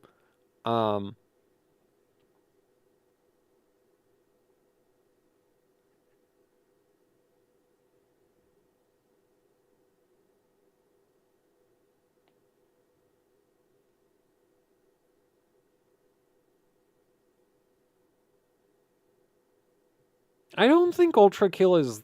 Well, no, it is. It is like the boss fights are ridiculous. Like Gabriel is just insane, and Minos Prime. I've not played Sisyphus Prime. I don't think I will. Or maybe I don't know. I might have to just turn the difficulty down. Like the Ultra Kill. I am not a big fan of Ultra Kill's movement. Like Turbo Overkill, I love the movement in this. Ultra Kill is very heavy in terms of its movement. Like it has, yeah, it feels like it has a lot of weight to it, and I am not a fan of that.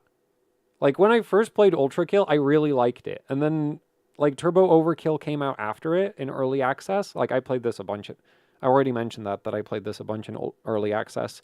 But yeah, so this came out, Echo Point Nova, Severed Steel, and those are all much lighter games in terms of the movement feel. And I really prefer that. I really like floaty, just sort of, yeah, like I like the movement quite floaty, and Ultra Kill is very much not floaty at all. It is very precise in its movement, and I'm not a fan. I also have absolutely horrible reaction times, and Ultra Kill has like this parry mechanic, which is supposed to be used a lot. I basically don't use it at all because I can't parry to save my own life, which is literally the whole point of the mechanic. Like, yeah. So, whereas Turbo Overkill doesn't have a parry mechanic at all. You just shoot everything to kill it, which I can agree with.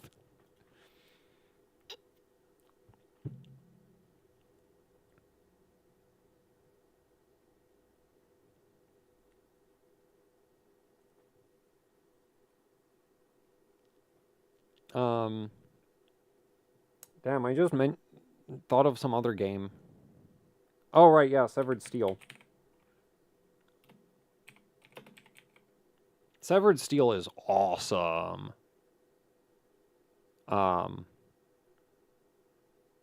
Now, the core mechanic of this game is that it has a slow-mo system, right? Like, you just saw it there.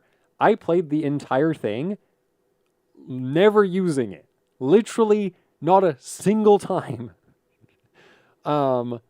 Except to get some achievements. Because there's some achievements and like unlocks where it's like, oh, you have to use the slow-mo. So I did it after, like I played through the campaign several times. And then I was like, oh, I want to unlock everything. And it's like, oh yeah, you need to use slow-mo to unlock this. And I'm like, oh, you're going to force my hand on this, aren't you?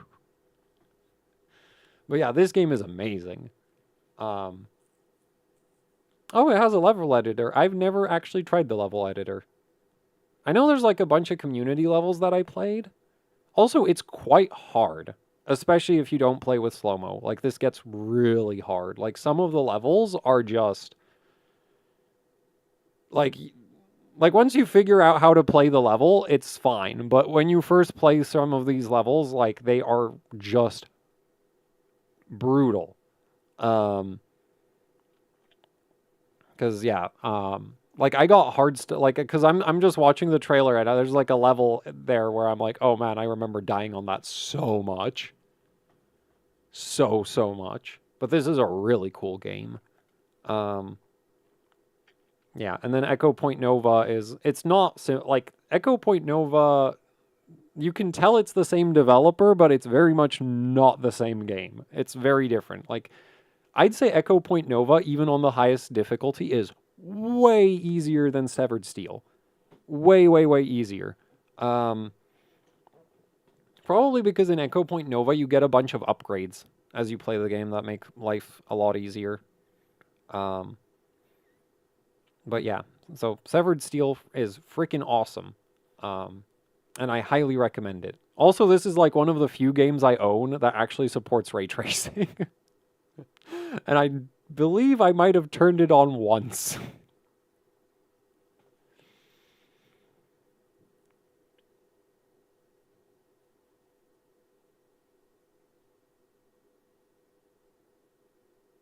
Any old RPGs or old Final Fantasies? No.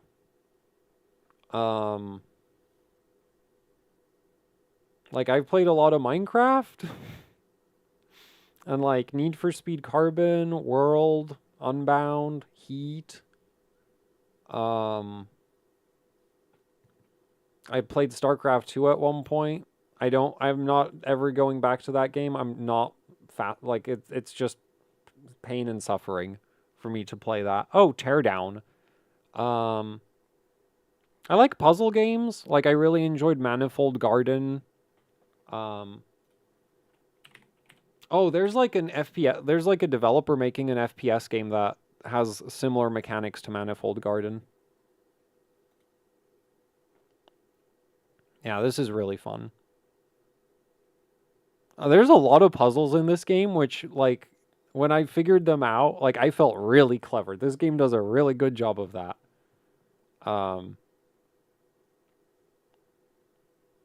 What I find really funny is like playing this game, like I feel like it's designed so that you're like you spend a lot of time looking around at the environment and like going ooh ah.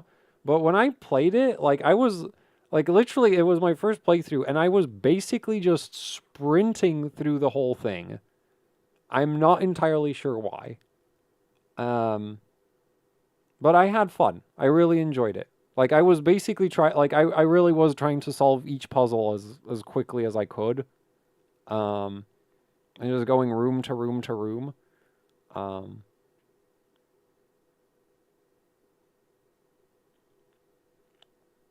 but yeah, so I really enjoyed this.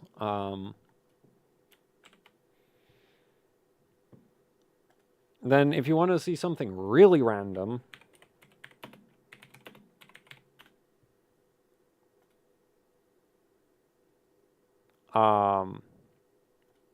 this is another basically puzzle game that I played.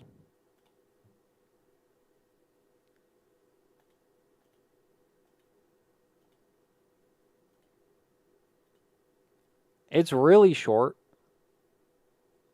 But yeah, you can like cut up the environment to solve a bunch of, and the puzzles I guess aren't really that complicated, and it actually gets kind of action gamey towards the end.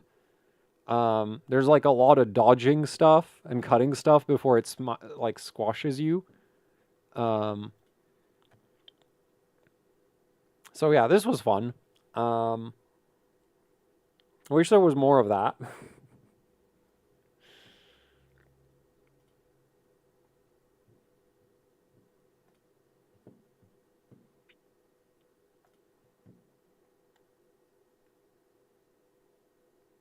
Oh, actually, if you like Ultra Kill, what you should check out is this.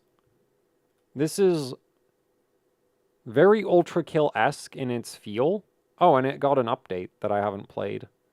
But it's a roguelike, something like that. It's got a bunch of like leveling abilities stuff going on that you don't have in Ultra Kill. And yeah, this is fun. I should play more of this someday. And then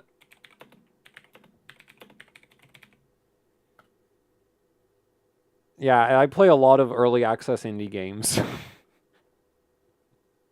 This game is in like full blown like it's gotten fundamental redesigns several times over at this point in terms of like how it plays, or well, not how it plays. Like the movement has been like the movement is a Titanfall ripoff and has always been a Titanfall ripoff, and that's not changing. But the like leveling, the enemies, the weapons, that has been just changed over and over and over and over again. I think it's finally making forward progress. I don't really care because it's still fun. Like playing every iteration of this has been pretty fun. Like some iterations were bad. But like yeah, this is just kind of fun. The issue is like once you figure it out on whatever patch it's on, it's like it's over because it gets really easy.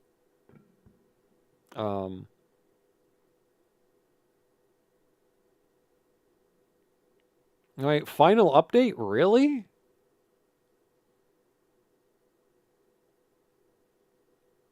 I kind of doubt that.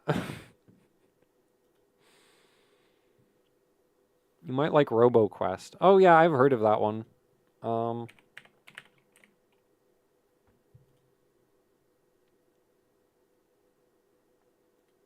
remember thinking that this looks a bit slowed down to my usual diet of speed. But yeah, this looks reasonably fun.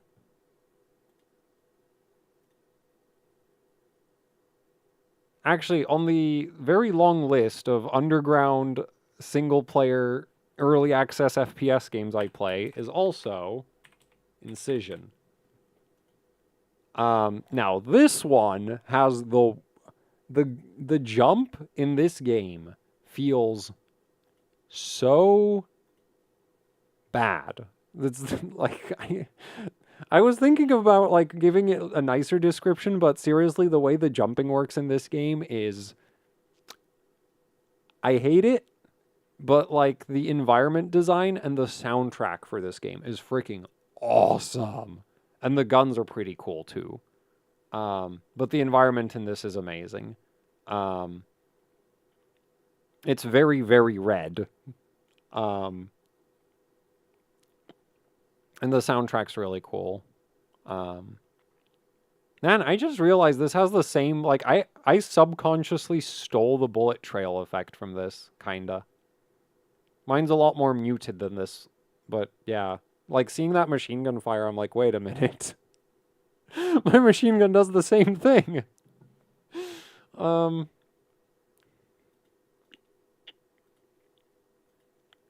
But yeah, so I've played through the first episode of this, and I haven't played through the second one, because, man, the movement in this takes, yeah, it takes getting used to, because, man, that jump is, like, how do I describe it? You have, like, a lot of hang time, so you, like, gain a lot of height quickly, and then you just kind of stop, and then hang around in the air, right? So instead of, like, a nice, like, you accelerate, like, you decelerate going upwards and then you fall back down, right? You reach 0 and then immediately start falling back down. You basically like kind of stop in midair for a bit and then you start falling, and it feels so weird. So very weird. Effectively, what it gives you is a jump that doesn't send you high up very much, but gives you a lot of like distance. So you can jump really big gaps.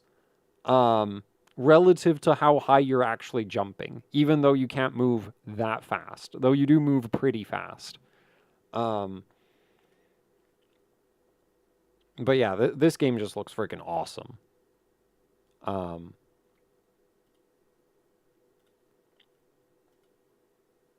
Oh, and then I guess Cruelty Squad is kind of mainstream by my standards.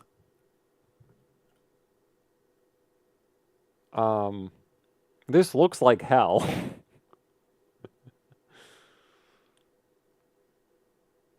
You should check out Rot. Yeah, I've heard of that game as well.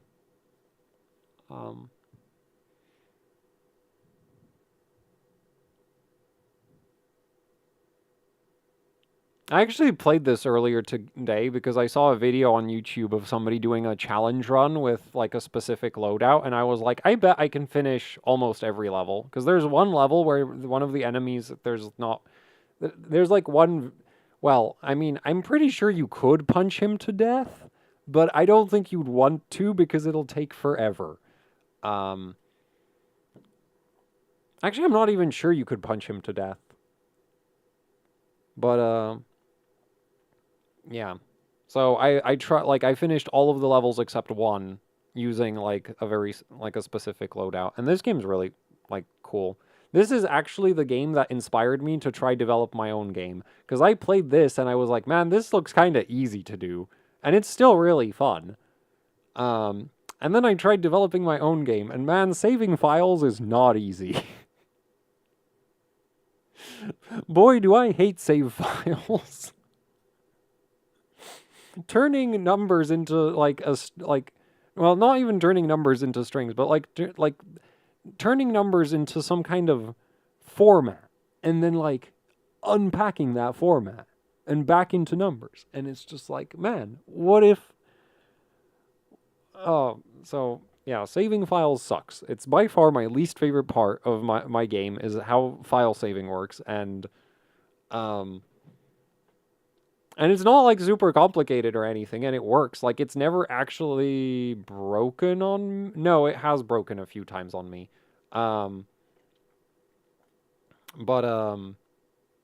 Yeah.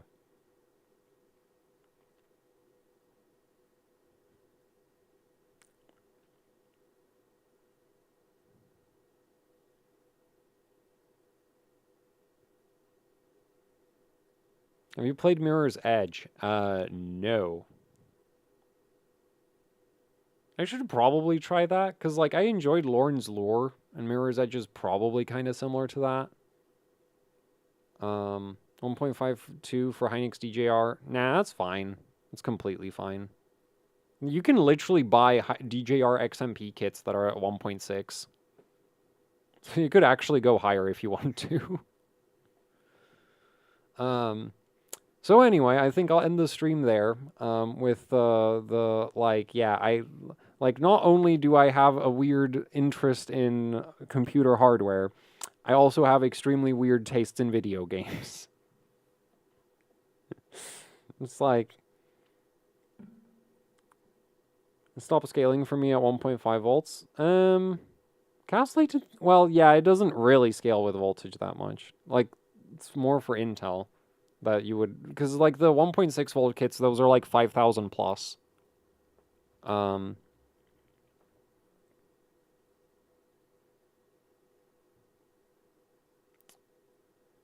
So yeah, that's it. Thanks for watching. You think out of OFO memory error can be caused by RAM instability? I don't know. Might be RAM instability. Yeah, I'm not sure. It could be RAM instability.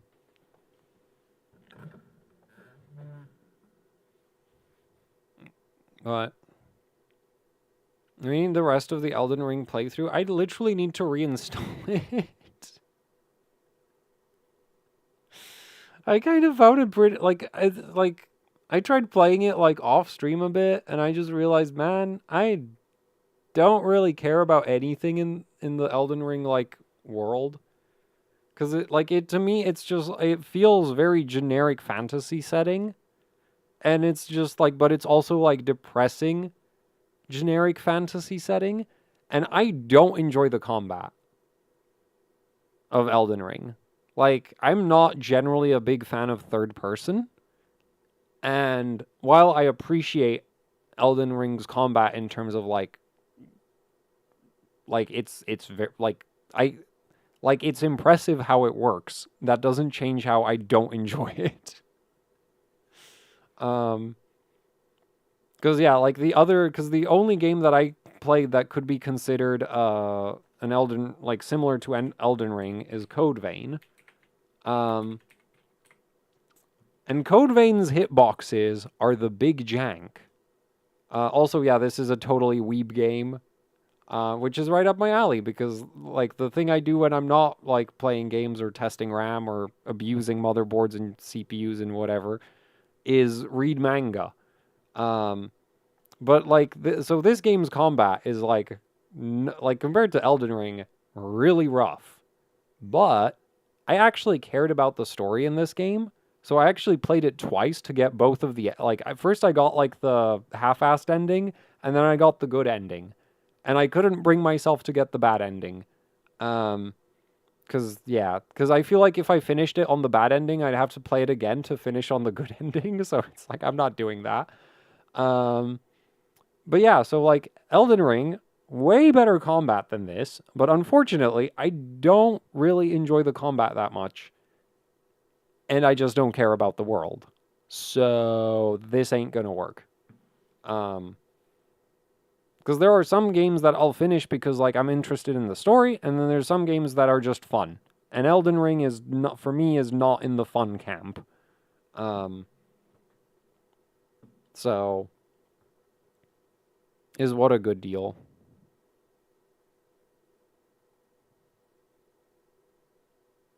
$1065 gig?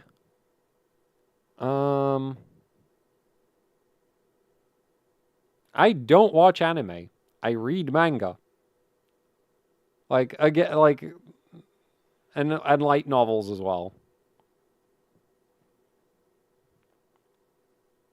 But yeah, it's like, so that's another thing where it's like I feel like anime is definitely more mainstream than manga, I'd say. And it's like, so of course, I don't do anime. I read manga. Yay me.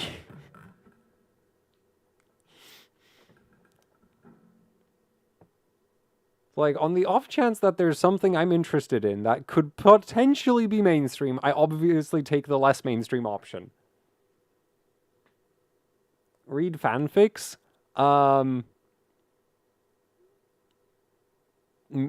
In like no, I think that was middle school.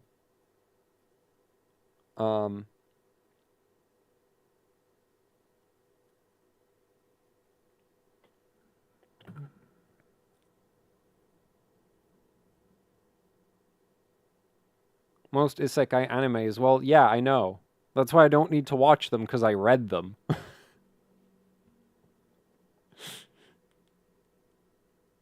No, I most definitely do not write fanfics. I am not a writer. Absolutely not. I don't write scripts. I don't write I don't write. I can maybe write code, and even that is questionable. I am not a writer.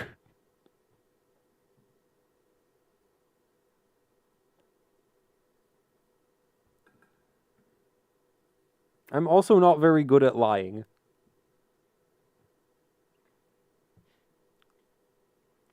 Anyway, I will actually hit the stop button at this point. So, yeah. Yay me. I'm gonna be super underground forever.